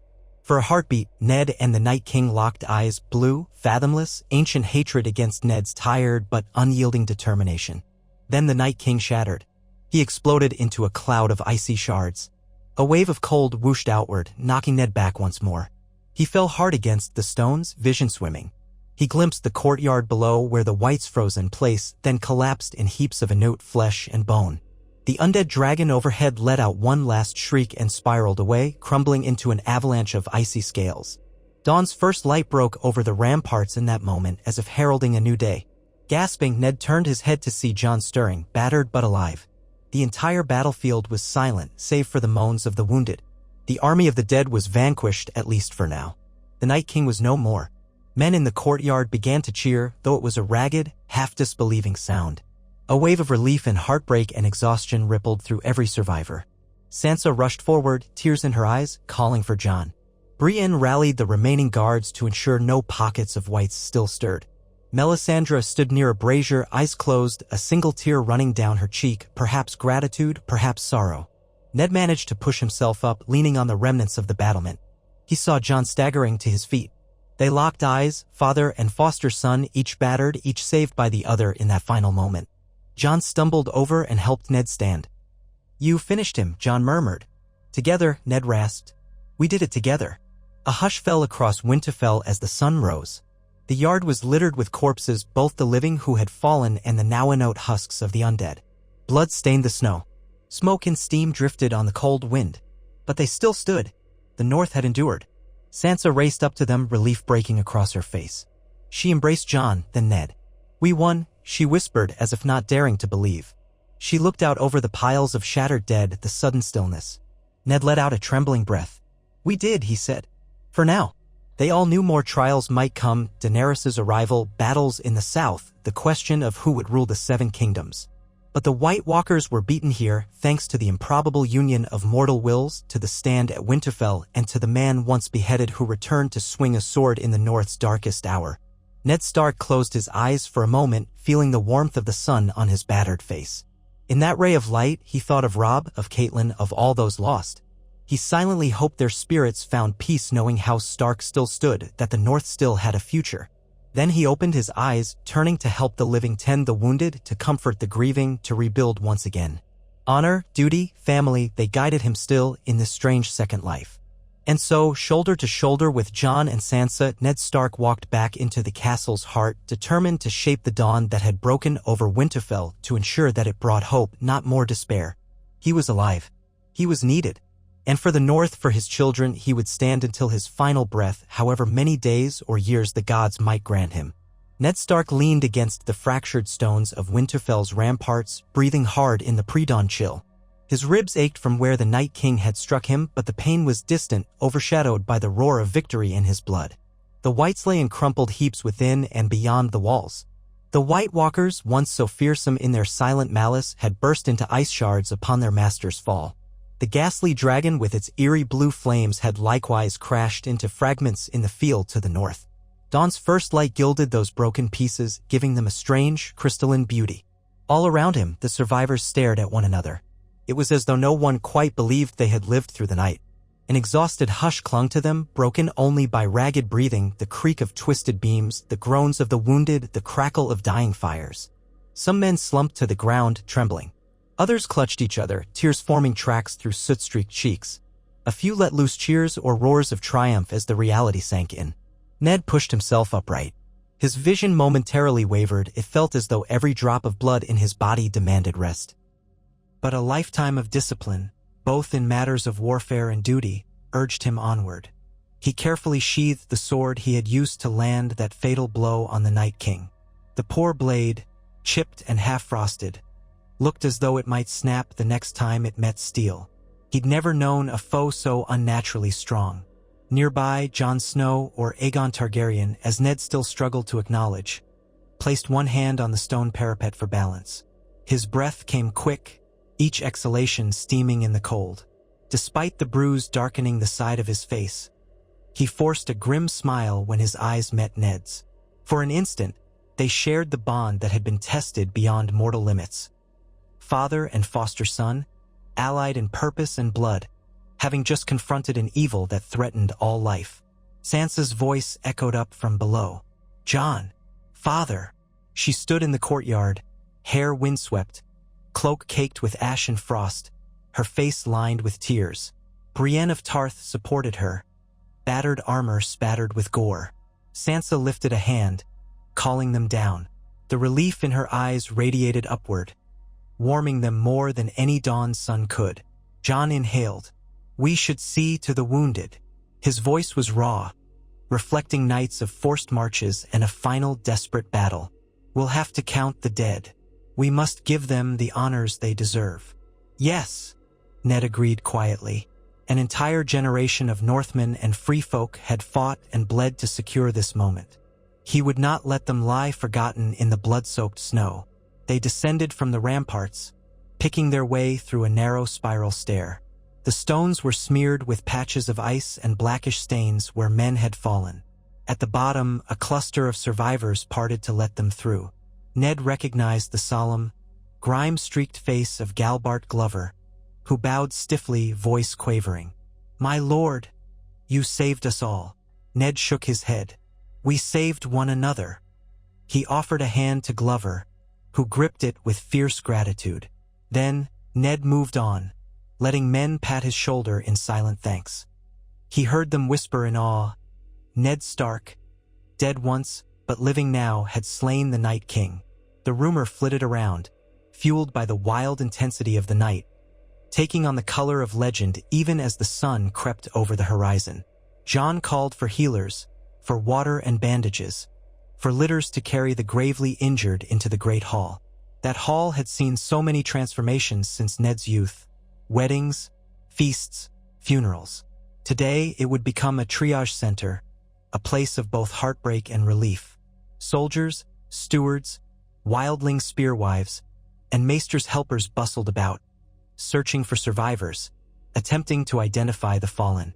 Ghost limped at John's side, refusing to be separated from him despite a nasty slash along his flank. John gently petted his direwolf's head, murmuring, "Easy, boy. We'll find someone who can tend that." Sansa wrapped her arms around John and Ned when they reached her. She pressed her face to Ned's chest, a moment of wordless solace. He stroked her hair with a shaking hand, resisting the urge to weep. Too much yet remained to be done. They parted reluctantly, sharing one more look of raw emotion. Brienne cleared her throat softly. "We'll gather a list of the wounded, my lord. I'll coordinate with Maester Wolkan to see if we have enough supplies." Her gauntlet brushed a wound on her own arm, but she winced only faintly. Unyielding even after hours of brutal battle, she seemed determined to keep going until she dropped. "Thank you, Sir Brienne," Ned said. He paused. "Are you hurt?" "Truly. It's but a scratch," she said, though the gash looked deep enough to need stitches. When Ned frowned, she added, "I'll see the Maester after everyone else is accounted for."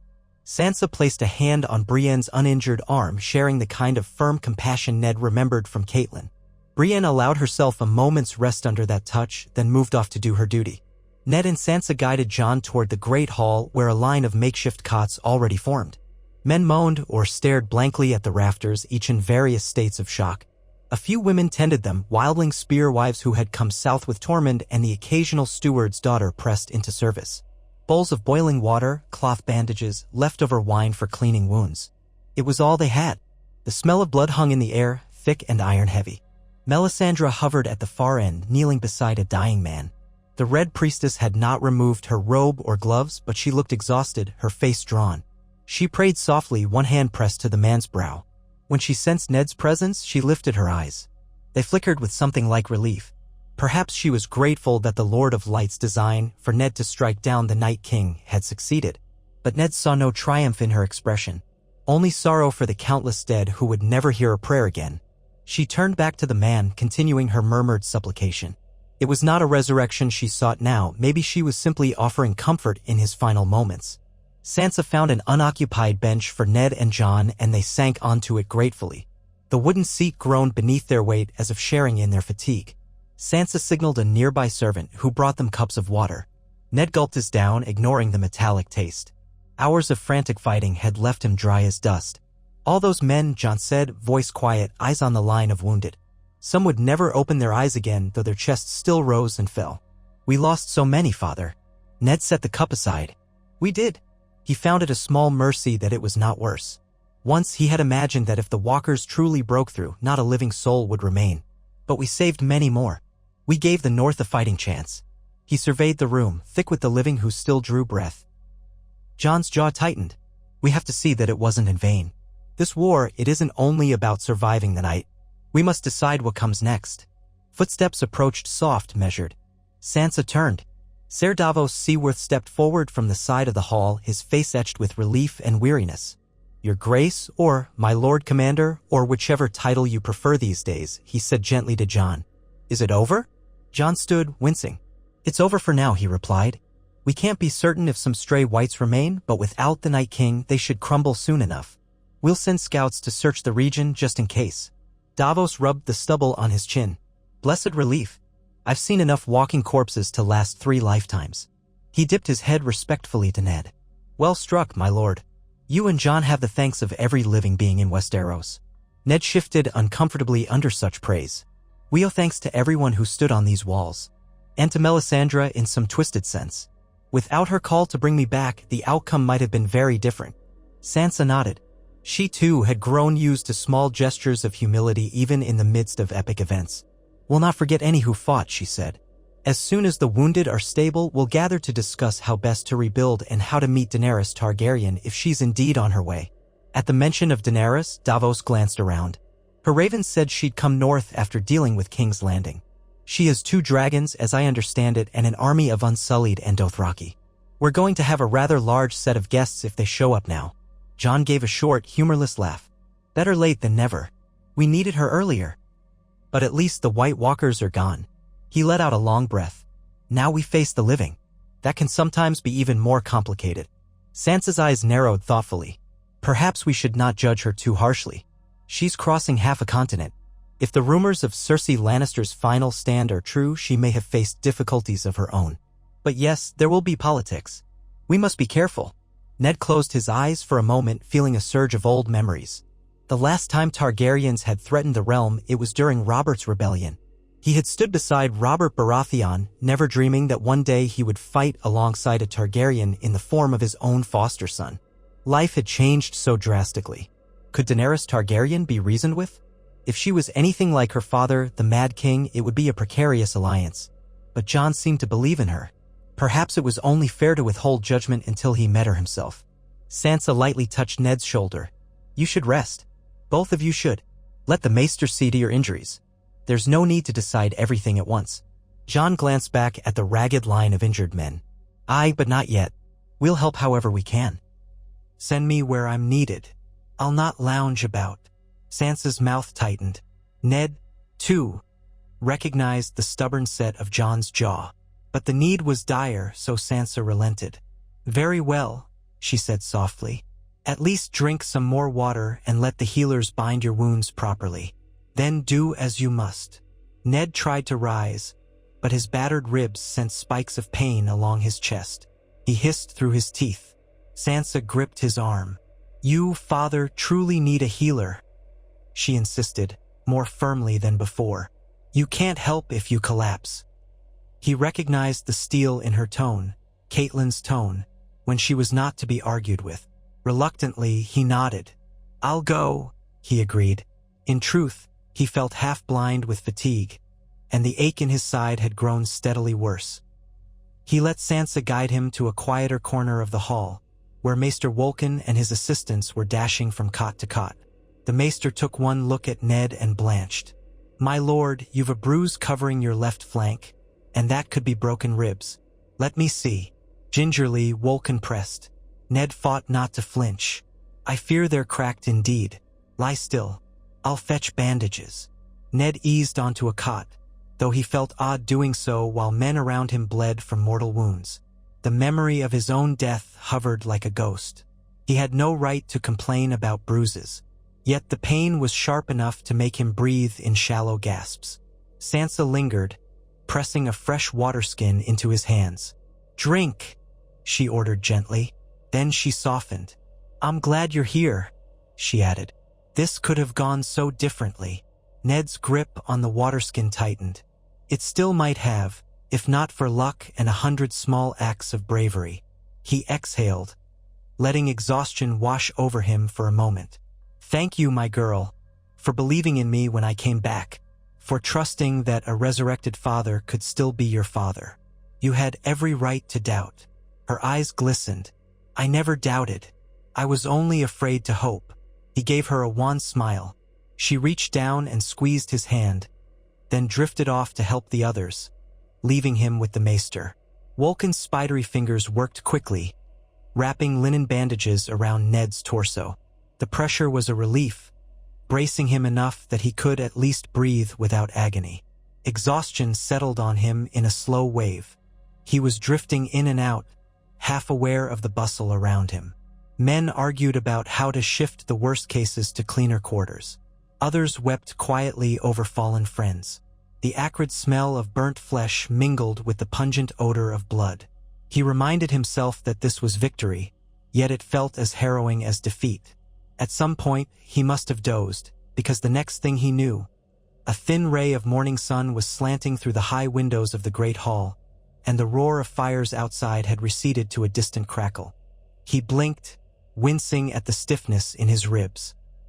A figure stood nearby, wearing battered black armor streaked with half-frozen blood. Brienne. Ned forced himself to sit up. Sir Brienne, is it day already? His voice came out hoarse. She nodded, shifting. Yes, my lord. Another day, though it feels like a lifetime since yesterday. Everyone is reorganizing. The threat is gone. Sansa asked me to see if you needed anything. A subtle, respectful gesture. Despite the chaos, Brienne was always mindful of courtesy. He rubbed his eyes. I'd like to check on Jon. And Sansa. And the rest. My injuries aren't so dire that I must lie here all day. She frowned slightly but nodded. I'll help you up. With her assistance, he stood, leaning on her for an unsteady moment. The bandages around his ribs helped. He could breathe more deeply now, though each breath still twinged. Everywhere he looked, the floor was coated in half-dried blood. Vulcan's assistants had done what they could to clear space and remove the dead, but there was only so much that could be done with so few hands. Ned braced himself and strode as steadily as he could toward the doors. Brienne kept pace behind him, just in case. Outside, Winterfell's courtyard looked like a battlefield frozen in time. The corpses of wights lay mostly shattered, crusted with ice, already beginning to thaw in the sunlight and slump into piles of foul sludge. Survivors moved gingerly among them, dragging away the bodies of men who had fallen. The air carried the faint reek of rot and smoke.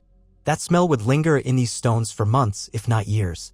Near the gate stood Jon, Davos, and Tormund Giantsbane. Tormund's red beard was singed at the ends, and he wore fresh bandages on one arm.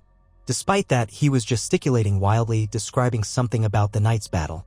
Davos nodded, wearing a half-worn expression that said he'd heard enough tall tales but would not contradict a wildling chieftain.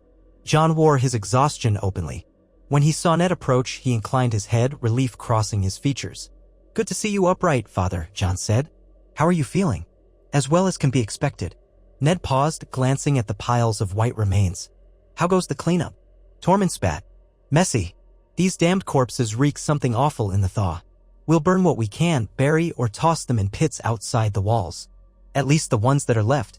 Most crumble to icy bits when your sword took down that frosty demon." He nodded to Ned with a new, deeper respect. "Never thought I'd see a man kill the Night King. You've got some giant's blood in you, that's for sure." Ned let out a tense breath. "I don't know about that. I had help." Jon, he would have done the deed himself if he hadn't been knocked aside. Jon waved off the compliment. "It's done, that's what matters. And we have to prepare for the future. The men are clearing the roads so Daenerys' army can pass if they arrive in the next week or so." Davos, standing with arms folded, gave a tired nod. "We've scouts out to the south and east, looking for any sign of her approach. Also for any other stragglers from the realms that want to join us. By the gods, let's hope it's over. One war at a time is more than enough." Ned considered the matter. "Did you manage to salvage any messages from the Ravens? Are we sure Daenerys is indeed en route?" Jon pursed his lips. "We had a raven from Tyrion Lannister, her hand, before we marched north. He said they were victorious at King's Landing, that Cersei was overthrown. He said Daenerys would bring her host north to confront the dead. That was 2 moons ago. Even with forced marches, it would take time for such a large army to arrive. With our luck, they might appear now that the threat is ended." Tormund barked a short laugh. "Better late than never. But I'll not sing praises of these dragon folk until I see them myself."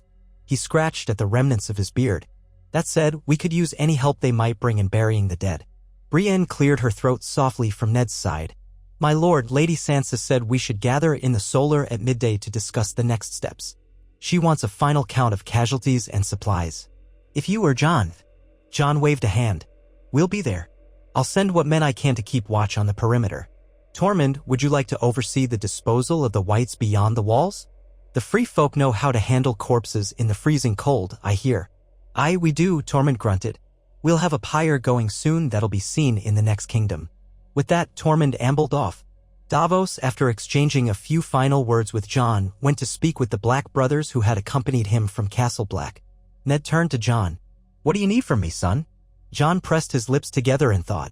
"You've earned the right to rest, but I know that's not what you want to hear. Perhaps you could help me greet the northern lords who remain. Some have gone to secure their own lands, but many stayed. They'll want to see you. They'll want your reassurance that we're still strong, that Winterfell stands." Ned inclined his head. "I'll do that." Though physically drained, he still felt that sense of duty, that paternal desire to comfort his people. "We'll meet in the Solar with Sansa at midday." Jon nodded. He paused a moment, his expression thoughtful. "Do you ever think about how this happened?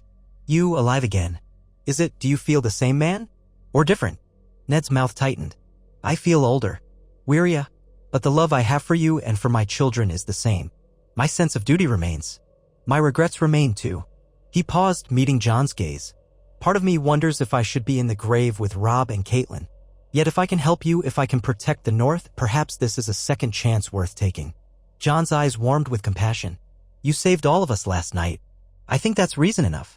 They clasped forearms quietly, an unspoken acknowledgement passing between them. Then Jon trudged off to inspect the western courtyard while Ned turned toward the keep, Brienne shadowing him at a respectful distance. He found the remnants of the northern lords gathered in a corner of the courtyard, trying to keep warm by a small brazier. House Glover, House Serwyn, House Manderley, leaders in battered armor and frayed cloaks. They watched Ned approach with something akin to reverence. "My lords," Ned began softly, "I am told we owe you all a debt of thanks for your bravery. Your men fought valiantly on the walls." Galbar Glover, with his weathered face, bowed low. "We fought for you, Lord Stark, and for the realm of the living. We're proud to have done our part. But the cost," his voice trailed off. The men around him cast sober looks at the courtyard, so thick with fallen that it seemed a graveyard. "What do we do now?" Ned rubbed his bandaged ribs gently, considering his answer. "Now we bury our dead and care for our wounded. We rebuild Winterfell. Then we decide if we'll stand with Daenerys Targaryen or remain apart. The realm is changed. We must ensure the North's interests are protected." Wyman Manderley's representative, a younger cousin named Sir Roderick Manderley, nodded. "Yes, my lord. House Manderley stands with House Stark. We shall do whatever is needed to see the North is secure." There was a note of genuine devotion there. "Thank you," Ned replied. "For now, see to your men. Distribute what food and clothing we have. When midday comes, we'll speak in the solar about how to move forward." They bowed again, expressions relieved. Ned turned, exhaling. Brienne raised an eyebrow at him, approval, perhaps. He gave a small shrug. "Let's hope it's enough," he murmured. "We must present a united front to Daenerys if and when she arrives." Brienne nodded. "If the rumors are true, her force is large. But she's lost men in the south as well. The war against Cersei was bloody, from all I've heard. Do you think she'll seek to place the entire North under the Iron Throne again?" Ned asked quietly. His old loyalties warred in him. The vow he had made to Robert Baratheon, the vow he had made to Lyanna, and the knowledge that the realm had changed drastically since he'd last drawn breath. Brienne paused. "I cannot say. She came to free the Seven Kingdoms from tyranny, or so the stories claim. She's broken chains across the sea, undone slavers. She claims to be a queen of the people, but power often changes hearts. And the Targaryen bloodline?" Brienne trailed off, not wishing to speak ill of Jon's heritage. Yet the history was what it was. Ned only nodded, lost in thought. So much would depend on this new queen's temperament. He hoped, for all their sakes, that she was a different breed of Targaryen than Aerys. Glancing at the sky, he saw the sun was climbing higher. He needed to prepare for the midday meeting. With Brienne's help, he made his way back into the keep, pausing often to catch his breath. His ribs complained with each step, but the pain was a good reminder that he still lived. The solar was one of the warmer rooms, its windows letting in slanting beams of pale winter light. A large hearth on the far wall provided additional warmth, stoked high with fresh logs. Sansa was already there, conferring quietly with Maester Wolkan and Ser Davos, who now seemed as much an advisor to the Starks as he had once been to Stannis Baratheon. Jon arrived a few minutes later, flanked by Ghost, who limped but seemed determined to remain by his side. They circled a broad wooden table draped with maps. Ash still clung to the corners of the pages, as though everything in Winterfell now bore some mark of the battle. Davos cleared his throat. "We have an approximate count of casualties. Still incomplete, but nearly half of those who stood on the walls are dead. Another quarter are wounded, some gravely. We have just enough supplies to feed the survivors for the next few weeks, assuming rationing. If Daenerys brings a host, we might be pressed." Maester Wolkan grimaced. "We can send to White Harbor for grain, but that will take time. The roads are not safe yet. We'd best be cautious. Also, many farms are burned or abandoned after the Bolton's rampages. We can't rely on the usual harvest." Sansa folded her arms. "We'll do what we must. Perhaps if Daenerys' forces arrive, we can negotiate supplies from them. She controls the southern harvest now, presumably. With King's Landing under her rule, she might have ships full of grain." Her eyes flicked to Jon. "Of course, we'll have to choose our words carefully." Jon's face was unreadable, though a flicker of tension lingered in his eyes. Tyrion was always good at negotiations. "I trust he'll be reasonable if he's still the hand." But Daenerys has lost patience before when she felt slighted. We can't forget that. She is not one to be crossed lightly. Ned stood with one hand on the table. A wave of dizziness passed through him, but he clenched his jaw and refocused. We'll approach her from a position of dignity and strength, but not aggression. The North bled to stop the Walkers. She cannot dismiss that sacrifice. He paused, glancing around. What of the other houses that might come? The Vale, the Riverlands, do we know their condition? Davos shook his head. Not precisely. We hear the Vale is in partial disarray since Littlefinger's death. The lords there might be swayed to come north if Sansa or you request it. As for the Riverlands, rumor has it Edmure Tully took Riverrun with some help from pro-Stark forces, but they suffered losses to the remnants of Lannister troops. The Stormlands, a question mark. Gendry Baratheon was rumored to have some claim there, recognized by Daenerys as Robert's heir. There's talk he might hold Storm's End in her name now. Jon nodded slightly. I've met Gendry. He's a good lad, skilled with a hammer.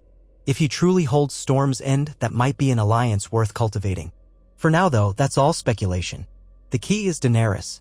If we can find a way to live with her, we can mend the realm. If not, well, we'll have to decide if the North stands on its own. Ned felt a heaviness in his chest at those words. How many wars must the realm endure? The living had triumphed over the dead only to face the prospect of more conflict. We cannot allow more bloodshed, he said quietly. The people are exhausted. We need peace. Sansa's gaze flicked to him, full of understanding. Then we'll do our best to secure it. Perhaps the fact that Jon is her kin will smooth the way. That was a delicate subject. Ned had shielded Jon's parentage his entire life. Now it was out in the open. If Daenerys learned that her nephew was the rightful heir by strict Targaryen law, how would she respond? Would she see him as a threat or a partner? Jon sighed, running a hand through his dark curls. I'm not eager to challenge Daenerys. She's fought to claim the Iron Throne. I never wanted it. But I also won't let her impose her will on the North if she means to overshadow our own rule. We'll see how she responds when we meet. Sansa nodded slowly. In that case, let's begin by clearing the rubble and preparing guest quarters for her arrival. If she comes in peace, we'll treat her as an honored guest. If not, she let the words hang, but everyone in the room knew the unspoken threat. Winterfell might be battered, yet it would not kneel meekly to a conqueror, dragons or no dragons. They spent the next hour discussing rationing, reassigning men to glean farmland, ensuring patrols ventured out to find any stray whites or roving bandits. The Great Hall would be reorganized to host the pending arrival of the Targaryen court, assuming they arrived alive. By the time the council ended, Ned's head throbbed. Sansa, too, looked drained, and Davos's eyes were bloodshot from days without sleep. Jon simply appeared resigned, as if the burden of leadership had grown heavier with every passing moment.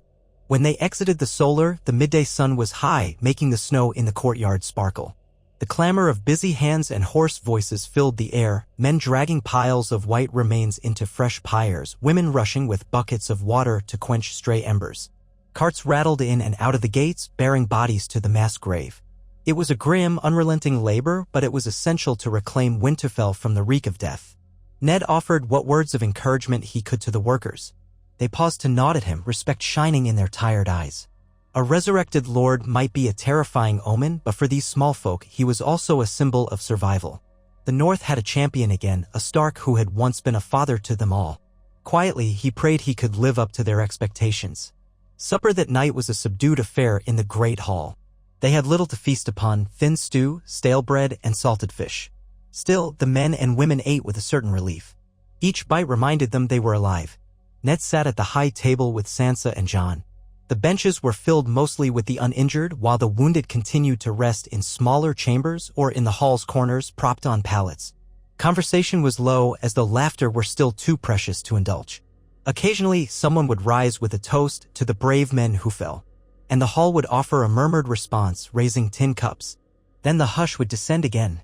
Ned sipped at his stew, wishing it tasted more than lukewarm and watery. But he had known far worse in campaigns past. He glanced at Jon, who managed a polite nod to anyone who acknowledged him but otherwise seemed lost in thought. A dull roar of wind outside reminded them winter was far from over.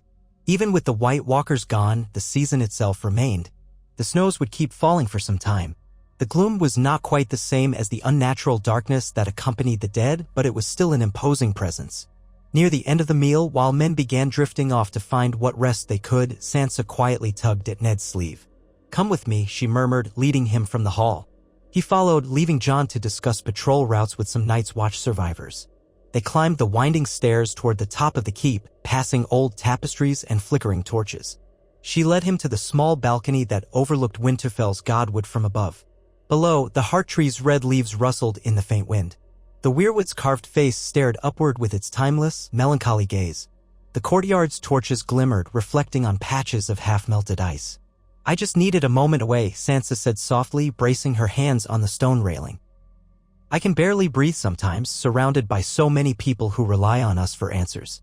I thought I'd grown used to leadership, to making decisions, but—" Ned stood beside her, exhaling mist.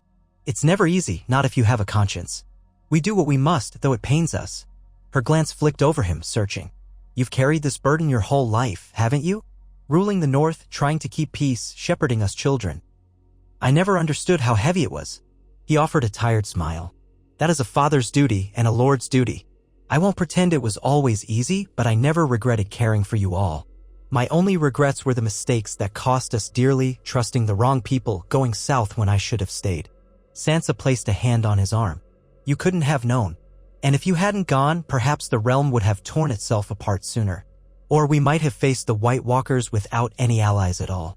Sometimes all paths lead to hardship, and we can only choose the one that might save the most lives."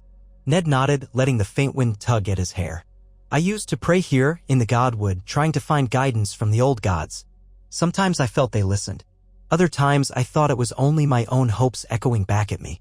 Now, with all that's happened, I feel them even more strongly, and I can't help but wonder if we're all just pieces on a board the gods set." Sansa's lips parted. She looked down at the old tree. "I used to think the old gods were only for Arya and Bran. I was never as devout. But now I think about them often, especially after seeing you come back." Her voice quavered. "It's as though the old gods refused to let the Starks fade." Ned swallowed hard. "We still lost so many. But yes, for whatever reason, I stand here now." She studied him with an intensity reminiscent of her mother. "I'm grateful, Father. Truly. I know we'll have more trials. Daenerys Targaryen is coming, and the North may not yield to her easily. But if we can stand together, if House Stark remains united, maybe we can find a better way." He placed a hand over hers. "We will. We are Starks. The pack survives." He whispered the words he used to tell them as children. "When the snows fall and the white winds blow, the lone wolf dies, but the pack survives." She nodded, tears threatening her composure. "Yes. Even if it's just Jon, me, Bran, Arya, and you. We'll endure." "Bran. Arya, we must find them," Ned murmured. The swirl of everything had nearly overshadowed his worry for the children he had not yet seen. Arya had been missing for so long, rumored to be many things, including a ghostly assassin. Bran was said to have crossed beyond the wall. Could he return, now that the White Walkers were gone? Sansa's expression grew troubled. "Bran. He's changed. Mira Reed once brought him to the wall, or so the stories say, because of his powers. He sees visions. Some say he's the three-eyed raven reborn. I don't fully understand it. As for Arya, I've heard whispers that she roams the Riverlands, taking vengeance on those who betrayed our family. I don't know whether to be proud or terrified for her." Ned's heart twisted. Arya, the fierce one, always with a wooden sword in hand, refusing to be a proper lady. And Bran, climbing everything he could find, curious, sweet-natured. Now one might be an assassin, the other a mystical seer. What kind of world was this that so drastically transformed children? "We'll do what we can," he said softly. "For now, we must hold Winterfell. If Daenerys arrives, we'll see how to proceed. Then, when matters settle, we'll send ravens far and wide in search of Arya and Bran. I won't rest until I see them both safe." Sansa nodded, voice catching. "Agreed. They deserve to know you're alive. It might give them hope." They stood there a while longer, gazing over the Godwood, letting the hush of the evening calm their thoughts. The day had been long, the night before it longer still, and exhaustion weighed on them. Finally, Sansa touched Ned's shoulder and said she would try to get some sleep. Ned lingered, watching the last vestiges of daylight slip beneath the horizon. He eventually made his way down to his old chambers, restored after the Bolton's occupancy. The bed felt strange under his back, the frame carved with dire wolves, a relic of House Stark's storied history. Ned closed his eyes, thoughts swirling. Despite his fatigue, sleep eluded him for a time. The memory of slamming his sword into the Night King's chest replayed in his mind, the surge of cold and darkness when the creature shattered. The hush that followed, the Legion of Whites collapsing. It felt like a dream. But soon enough, even his restless mind gave way. He drifted into slumber, haunted by fleeting images of past battles and faces of the dead Rob, Caitlin, men from the north who had once sworn loyalty. He thought he heard them whispering but could not make out the words. Through it all, the old god's presence lay across Winterfell like a blanket of quiet snow, neither comforting nor condemning, only watching. When he woke, it was still dark. A faint gray light signaled the approach of dawn. He sat up gingerly, wincing. His ribs still complained, but the hours of rest had eased the worst of the pain. He rose and splashed water on his face from a basin near the hearth. Then he donned a fresh tunic and cloak. If the men of Winterfell were already stirring, he might as well do the same. Downstairs, he found a few men in the great hall finishing night watch. A pot of porridge simmered over the fire, watery and unappealing, but enough to fill a belly. Ned took a small bowl, grateful for the heat. He listened quietly to their talk. Rumors that a group of wildlings had sighted a column of riders in the distance, possibly the Targaryen scouts. Another insisted it was only a band of northern mountain clans. Misinformation was rife. He was about to head to the courtyard to see if Jon was awake when a sentry burst into the hall, breathless. "My lord." Riders approached from the south, banners with dragons upon them. The hall stirred instantly. Men rose from benches, some knocking over cups. Ned set his bowl aside and hurried to gather his sword, ignoring the twinge in his ribs. Daenerys Targaryen's approach was abrupt, but not unexpected. He told the sentry to ring the bells that signaled a parley, not a battle. Winterfell's defenders, though battered, formed up quickly under Sansa's orders. Jon appeared from the corridor, hair askew, having just been roused. Together, they moved outside as the bells tolled, the sound echoing across the snowy courtyard. The gates were opened enough for a small party to ride in. Ned stood on the steps, Sansa at his right, Jon at his left, with Davos, Brienne, and a handful of northern lords behind them. The men and women braced themselves for whatever might come. Through the open gates rode Daenerys Targaryen, the mother of dragons at least, so the rumors claimed. She wore a heavy fur-lined cloak over pale leathers, her silver-gold hair braided intricately. A small retinue flanked her, unsullied guards with spears and disciplined eyes, Dothraki riders scanning the courtyard as though ready for a fight. Tyrion Lannister was among them, his mismatched eyes sharp beneath a thick wool hood. Atop one of the gate towers, men gasped as a dark shape swooped overhead, a living dragon, circling once before landing beyond the walls. Its roar shook the stones, though it seemed more curious than hostile. Daenerys halted her white mare near the steps. Snow swirled around her. She took in the battered walls, the scorched piles of debris, the silent watchers. Then her gaze fixed on Jon, and something flickered in her expression, relief, maybe, or unresolved tension. Her eyes slid to Ned. She froze. He inclined his head slightly in greeting, ignoring the hammered thud of his own heart. Tyrion stepped forward, clearing his throat. "Lord Commander Snow," he said, then corrected himself, "King in the North? Or is it Warden of the North? I confess, matters have become quite complicated. Either way, we come in peace." His wry tone carried an undercurrent of sincerity. Jon stepped down one stair, posture controlled but guarded. "Welcome to Winterfell, Daenerys Stormborn, Queen of the Undulls, the Rhoynar, and the First Men, etc." His breath plumed in the cold air. "We are relieved you made it safely." Daenerys inclined her head. "I wish we had come sooner to help against the dead. Our scouts saw the remains of a great battle as we approached. May I assume the threat is ended?" Jon's jaw clenched. "The Night King is gone. We defeated him days ago. Many of our men perished in the fight." Ned watched the interplay closely. Daenerys did seem genuinely regretful, but also curious. "Days ago," she repeated. "We had no idea. The storm slowed us considerably." She glanced again at Ned and her brow creased. "Forgive me, but—" "Ned Stark, is it? I was told you died years past in King's Landing." Ned lowered his eyes in acknowledgement. "Your information was correct. I did die, but I was brought back by the Red Priestess. A miracle or perhaps a curse, depending on one's perspective. Either way, I stand before you once more." She stared a moment longer as if verifying his features against the memory of old rumors. Tyrion cleared his throat again. "We have seen such miracles before, Your Grace. Our dear Jon Snow was once stabbed by his own men only to rise again." Daenerys nodded slowly. "Indeed." She dismounted in a graceful movement. An unsullied soldier stepped forward to hold the reins of her horse. Then she approached Jon. They stood nearly eye to eye, though she seemed smaller next to him in winter gear. "You wrote to me once, asking for help against the Night King. I regret the delays, but it seems you prevailed regardless. The realm owes you a debt of gratitude." Jon inclined his head. "We did what had to be done. The realm is safe from the dead for now, but we face new challenges. The north has suffered grievously. We have little food, many wounded. Daenerys' expression softened. I see. Then perhaps we can help. My forces carry some provisions. We left more at Moat Cailin behind us to resupply along the way. If you'll allow us inside, we can speak more comfortably and see what arrangements might be made. Jon hesitated, glancing at Ned. Sansa, from Ned's right, spoke up. You are most welcome here, Your Grace. We are prepared to offer you hospitality as our father taught us to do for all guests under our roof. Daenerys' gaze slid from Sansa to Ned once more. The queen's posture was proud but not overtly hostile. Thank you, Lady Sansa. Lord Ned Stark. Let us speak openly about the future of the North and the Seven Kingdoms. With that, the tension in the courtyard loosened a fraction.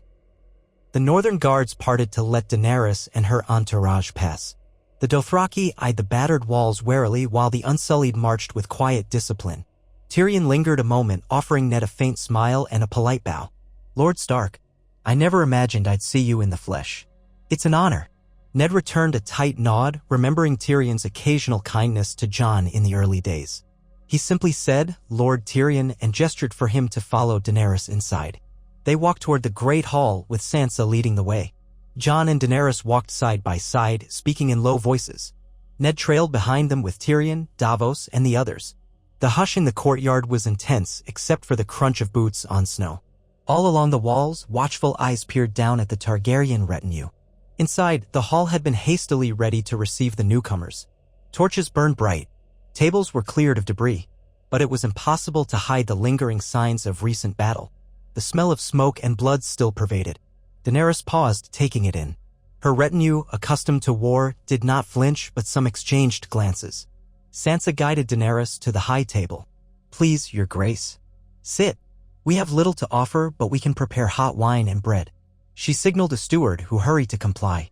Daenerys inclined her head graciously. That will suffice. My men outside, could we also provide them some warmth, perhaps space in the courtyard to set up tents? I do not wish to impose more than necessary. We'll provide what we can, Sansa said, though her tone implied the resources were meager. Our supplies are limited.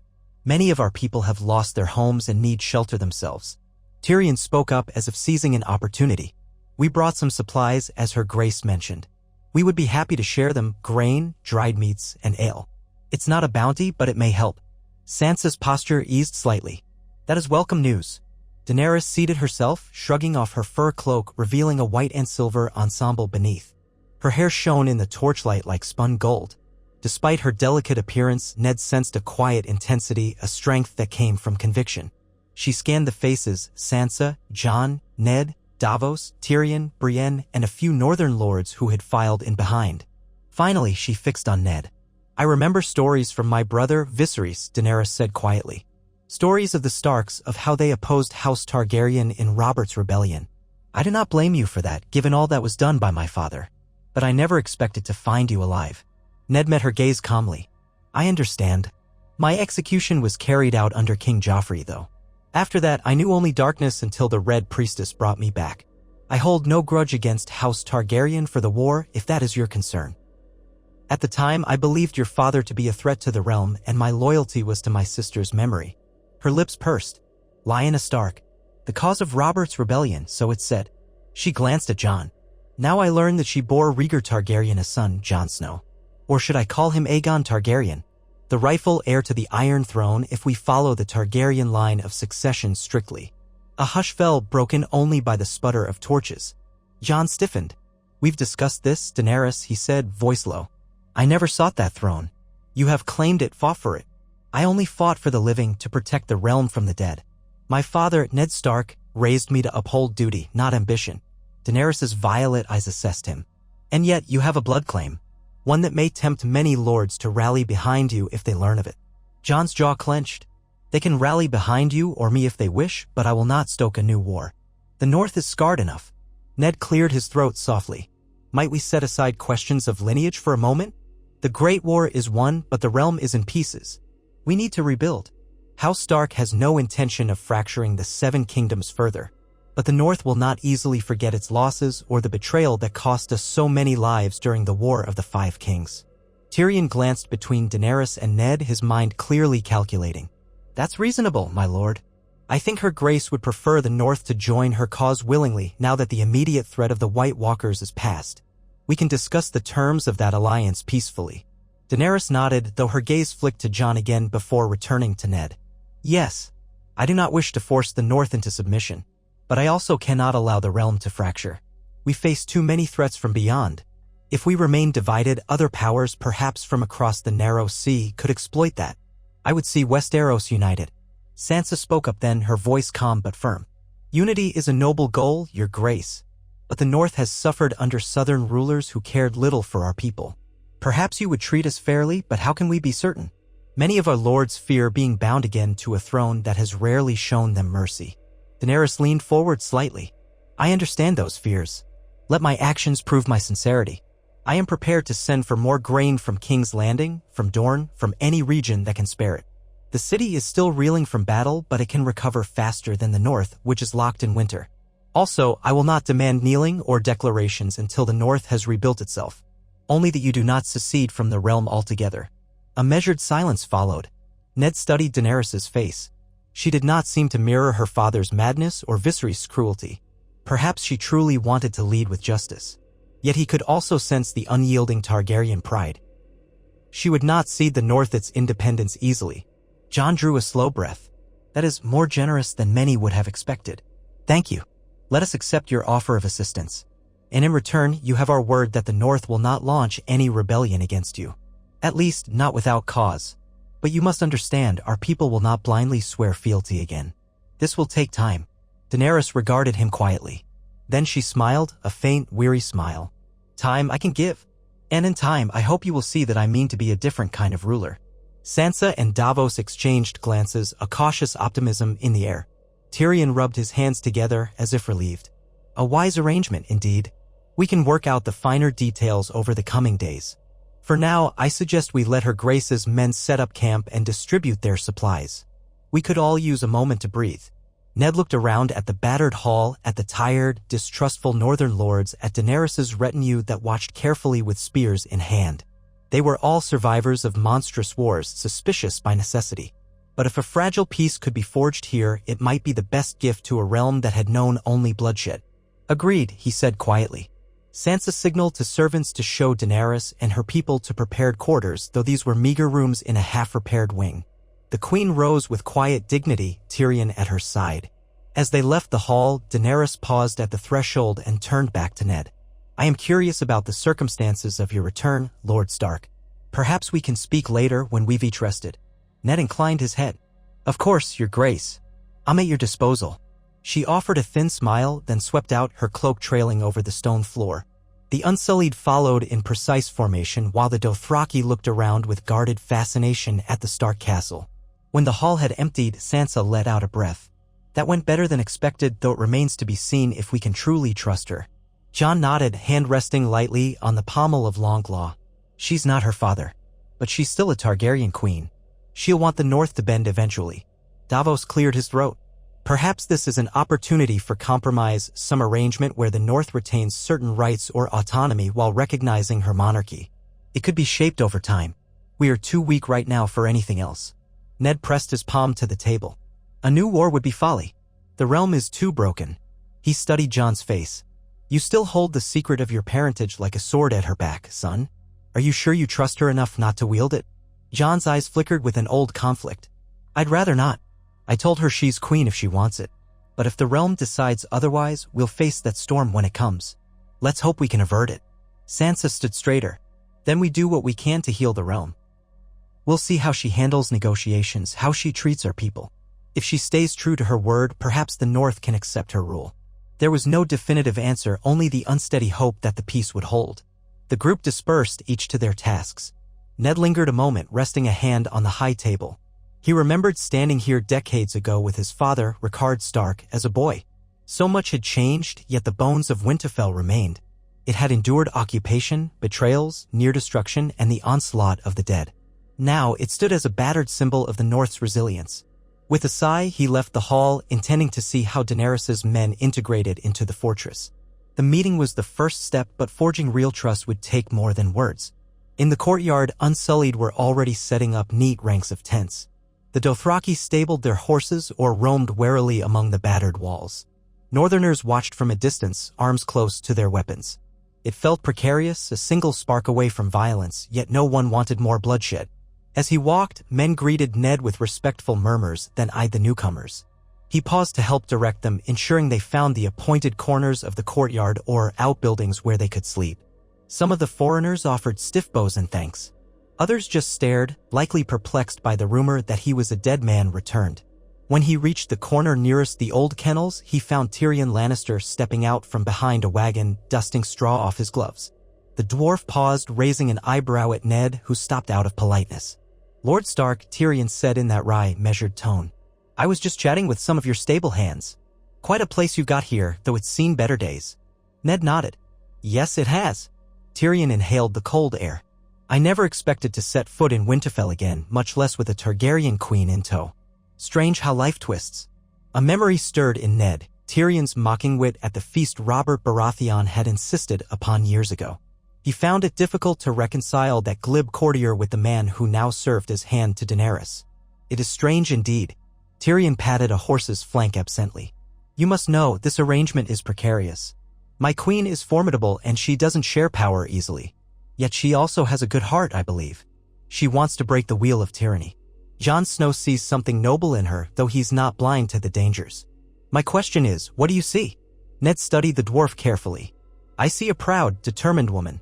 One who saved many from slavery across the sea, yet used fire and blood to claim her birthright. I've known men who did monstrous things for what they believed was right. The difference between righteous and ruthless can be thin." Tyrion bobbed his head in agreement. "Well said. I won't deny she has her fury, but she also has mercy.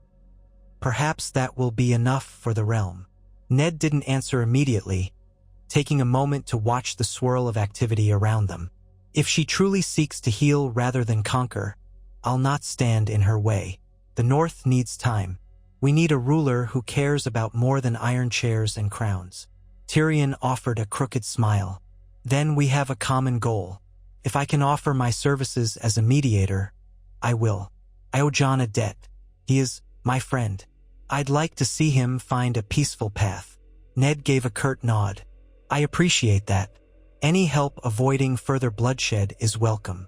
Tyrion tucked his gloves into his belt. "I'll do what I can, Lord Stark. Just remember, Daenerys has lost dear friends, endured betrayals. Her trust is hard-won. If you want her friendship, show her the honor that your name has always stood for. It might bridge the gap." With that, Tyrion gave a respectful bow and walked off, heading toward the main keep. Ned felt the slightest pang of pity. The Lannister dwarf had been scorned by his own family and found a place among the Targaryens. Now he stood between powerful, wounded allies who might tear each other apart if old grudges and new claims collided. For another hour, Ned assisted where he could, intervening when a few hot-headed northerners traded insults with Dothraki warriors. He strolled along the perimeter, watching as the last of the white remains were carted out to a distant pyre. The smell of smoke and rot lingered. Beyond the walls, snow-covered fields stretched under a pale sky. Somewhere out there, the rest of the North tried to survive. When he finally returned inside, Sansa was waiting in the solar again, reviewing a ledger with Maester Wolkan. She glanced up. "Daenerys's men are settling in. No major incidents, which is more than I hoped for. How long do you think they'll stay?" "Long enough to see if the North will yield," Ned replied. "Then she may push south to secure the rest of the kingdoms. Or, if she chooses to remain here for winter, she'll need to see the reality of our limited stores. Either way, we have little choice but to host her." Sansa sighed. "We'll manage. I'll coordinate with her quartermasters about distributing the grain they brought. In the meantime, we have repairs to oversee. The walls are still compromised in places from the icy blasts, and the courtyard is a maze of tents." Ned approached the table, resting a hand lightly on the ledger. "Anything I can do to lighten your burden?" She offered a faint smile. "You're doing enough by just being here. Every time the lords see you walking about, they remember the strength of House Stark. That matters more than you know." He swallowed, an odd mixture of humility and sadness stirring in him. I only wish Rob and Caitlin could be here instead of me. They were always better at rallying hearts. Sansa's face shadowed with sorrow. They're gone, Father, but their memory lives in us. She put a hand on his. Keep your faith in the North's resilience. We've already accomplished the impossible by defeating the dead. He squeezed her hand gently. Yes, we have. Let's hope that's enough to give us the time we need to rebuild. Night fell more quietly this time, with no monstrous threat clawing at the walls. Daenerys's men took their watch rotations, and the northern men took theirs, each side suspicious, but no skirmishes occurred. The cold wind scoured the ramparts. Melisandre was nowhere to be seen. She had slipped away earlier, perhaps to the Godswood or to whatever hidden corners the Red Priestess found to commune with her Lord of Light. Ned felt a faint pang, recalling that she had wrought the spell that returned him. Did she still consider him an instrument of some prophecy? As the night deepened, Ned found himself once more in his old chambers, trying to rest. He wondered how Jon's conversation with Daenerys was unfolding. Sansa had arranged a private meeting for them. There were rumors swirling that Jon and Daenerys had shared something deeper than alliance in the south. Yet now that their lineage was known, everything was more complicated. Ned tried not to dwell on it. He was too weary for further speculation. He drifted into an uneasy sleep. Dreams tugged at him, visions of a tower bathed in morning light, Lyanna's voice whispering a plea, Rhaegar Targaryen's sad eyes. Then the dream shifted to the crypts of Winterfell, where stone kings stared at him from the darkness. He heard the faint echo of Rob's laughter, saw a fleeting glimpse of Caitlyn's red hair. Whispers pressed against his ears, almost understandable, but he awoke before he could parse them. Breathing heavily, he sat up. Candlelight flickered on the walls. Someone had left a small lamp burning. He reached for a cup of water and drank, the cold liquid steadying him. The hour must be near dawn again, judging by the faint glow in the window. He decided to walk off the restlessness. Pulling on his cloak, he left the chamber. The corridors were mostly empty, though. A few unsullied stood at post, each giving him a curt, silent nod as he passed. Ned moved through the old stone hallways, remembering every twist, every archway. Eventually, his footsteps carried him to the entrance of the crypts, those dark, winding tunnels beneath Winterfell where his ancestors slept. The heavy iron gate was ajar. Strange, but perhaps in the chaos of war and occupation it had never been locked again. He took a torch from a sconce, lighting it with the lamp's flame, then descended into the crypts. The stale air, cool and hushed, closed around him like a shroud. The statues of old Stark kings and lords flanked him, each carved with a stern face, holding a stone sword across their lap. Ned's heart pounded at the thought of seeing his own effigy, which Sansa had once told him had been placed here in memory of his execution. Or so the tales said. He forced himself onward, wanting some measure of closure. He found Rickard Stark's tomb, his father, and Brandon Stark's, his elder brother, both resting in solemn dignity. The statue of Lyanna rested further along. Ned paused, swallowing a lump in his throat. Lyanna's effigy was carved with soft features, the stone flowers she so loved. He touched the cold stone cheek, memory flooding him of her final moments. "I kept my promise," he whispered hoarsely. "I protected your son. He's grown strong, braver than I ever was. I hope you see that." He moved on further down the row until he reached a newer alcove, one that had been chiseled less elegantly as though the sculptors had rushed. There, indeed, was a statue bearing a passable likeness of him, carved in the same posture. A small plaque read, "Eddard Stark, Lord of Winterfell, executed in King's Landing." Ned stared at it in a daze. So this was his monument, the final resting place for the man he once was. Yet he stood here, alive, gazing into stone eyes that mirrored his own. A chill ran through him that had nothing to do with the crypt's cold. He felt unmoored, as if the boundary between life and death had cracked irreparably. Carefully, he reached out to touch the stone sword across the statue's lap. The sculptor had tried to capture his essence, but the eyes were too narrow, the jaw too pointed. A flawed memory of a man who was gone. Footsteps behind him broke the hush. He turned, hand instinctively on the hilt of his real sword. A flicker of torchlight revealed Sansa standing at the base of the steps, a cloak wrapped around her, breath visible in the cold air. She raised her torch to see him better. "Father? I thought I saw the light. I was worried." Ned lowered his hand, heart still racing. "I'm sorry to alarm you. I couldn't sleep." She descended, her own gaze straying to the statue. A shadow of sadness crossed her face. I remember placing that statue. We had no body to bury, but we wanted to honor your memory. It was Rob's idea at first. Then after he was gone, it felt like a dream. None of it seemed real. Ned sighed. Nor does this. He gestured at his living form. Yet here we are. She stepped beside him, gazing at the lifeless stone visage. You're not that man anymore, in a way, she said gently. Death changes us. But you're still my father. He closed his eyes, exhaling slowly. Yes. Whatever I am, I'm here for you. For John. For Arya Bran. Even Rickon, if the rumors of his survival are true. That's all that matters. They lingered a moment, father and daughter, each confronted by the echoes of their past. The torch flames danced along the crypt walls, revealing the shapes of other ancestors, all carved in stone.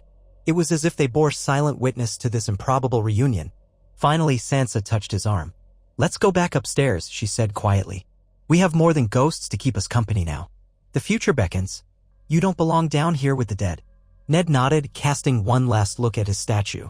Then he turned and followed Sansa back up the steps. The crypt gate clanged shut behind them, the sound echoing in the cold corridor. Outside, the faint light of dawn had grown brighter, heralding another day. Another chance for the living to shape their destiny. They emerged into the courtyard to see Daenerys's retinue stirring, the Unsullied forming ranks for a morning drill, the Dothraki feeding their horses, the Northmen eyeing them warily from a distance. Smoke curled from the keep's chimneys, promising a modest breakfast for those lucky enough to claim it. Already, the day's negotiations and duties loomed. Sansa gave Ned a soft smile. I'll see you at the day's council, father. Take care. Then she parted to begin her morning tasks, cloak swirling around her ankles. Ned inhaled the crisp air, letting it fill his lungs. He cast his gaze over the bustle, two worlds colliding under Winterfell's battered roof. A mother of dragons, a resurrected lord, a host of battered knights and wildlings, all seeking a tenuous peace. Perhaps the worst was behind them. Or perhaps this was only the beginning of a new struggle. But as the sun lifted above the ancient walls, Ned felt a cautious flicker of hope. The Night King was gone, his undead legion scattered to ashes.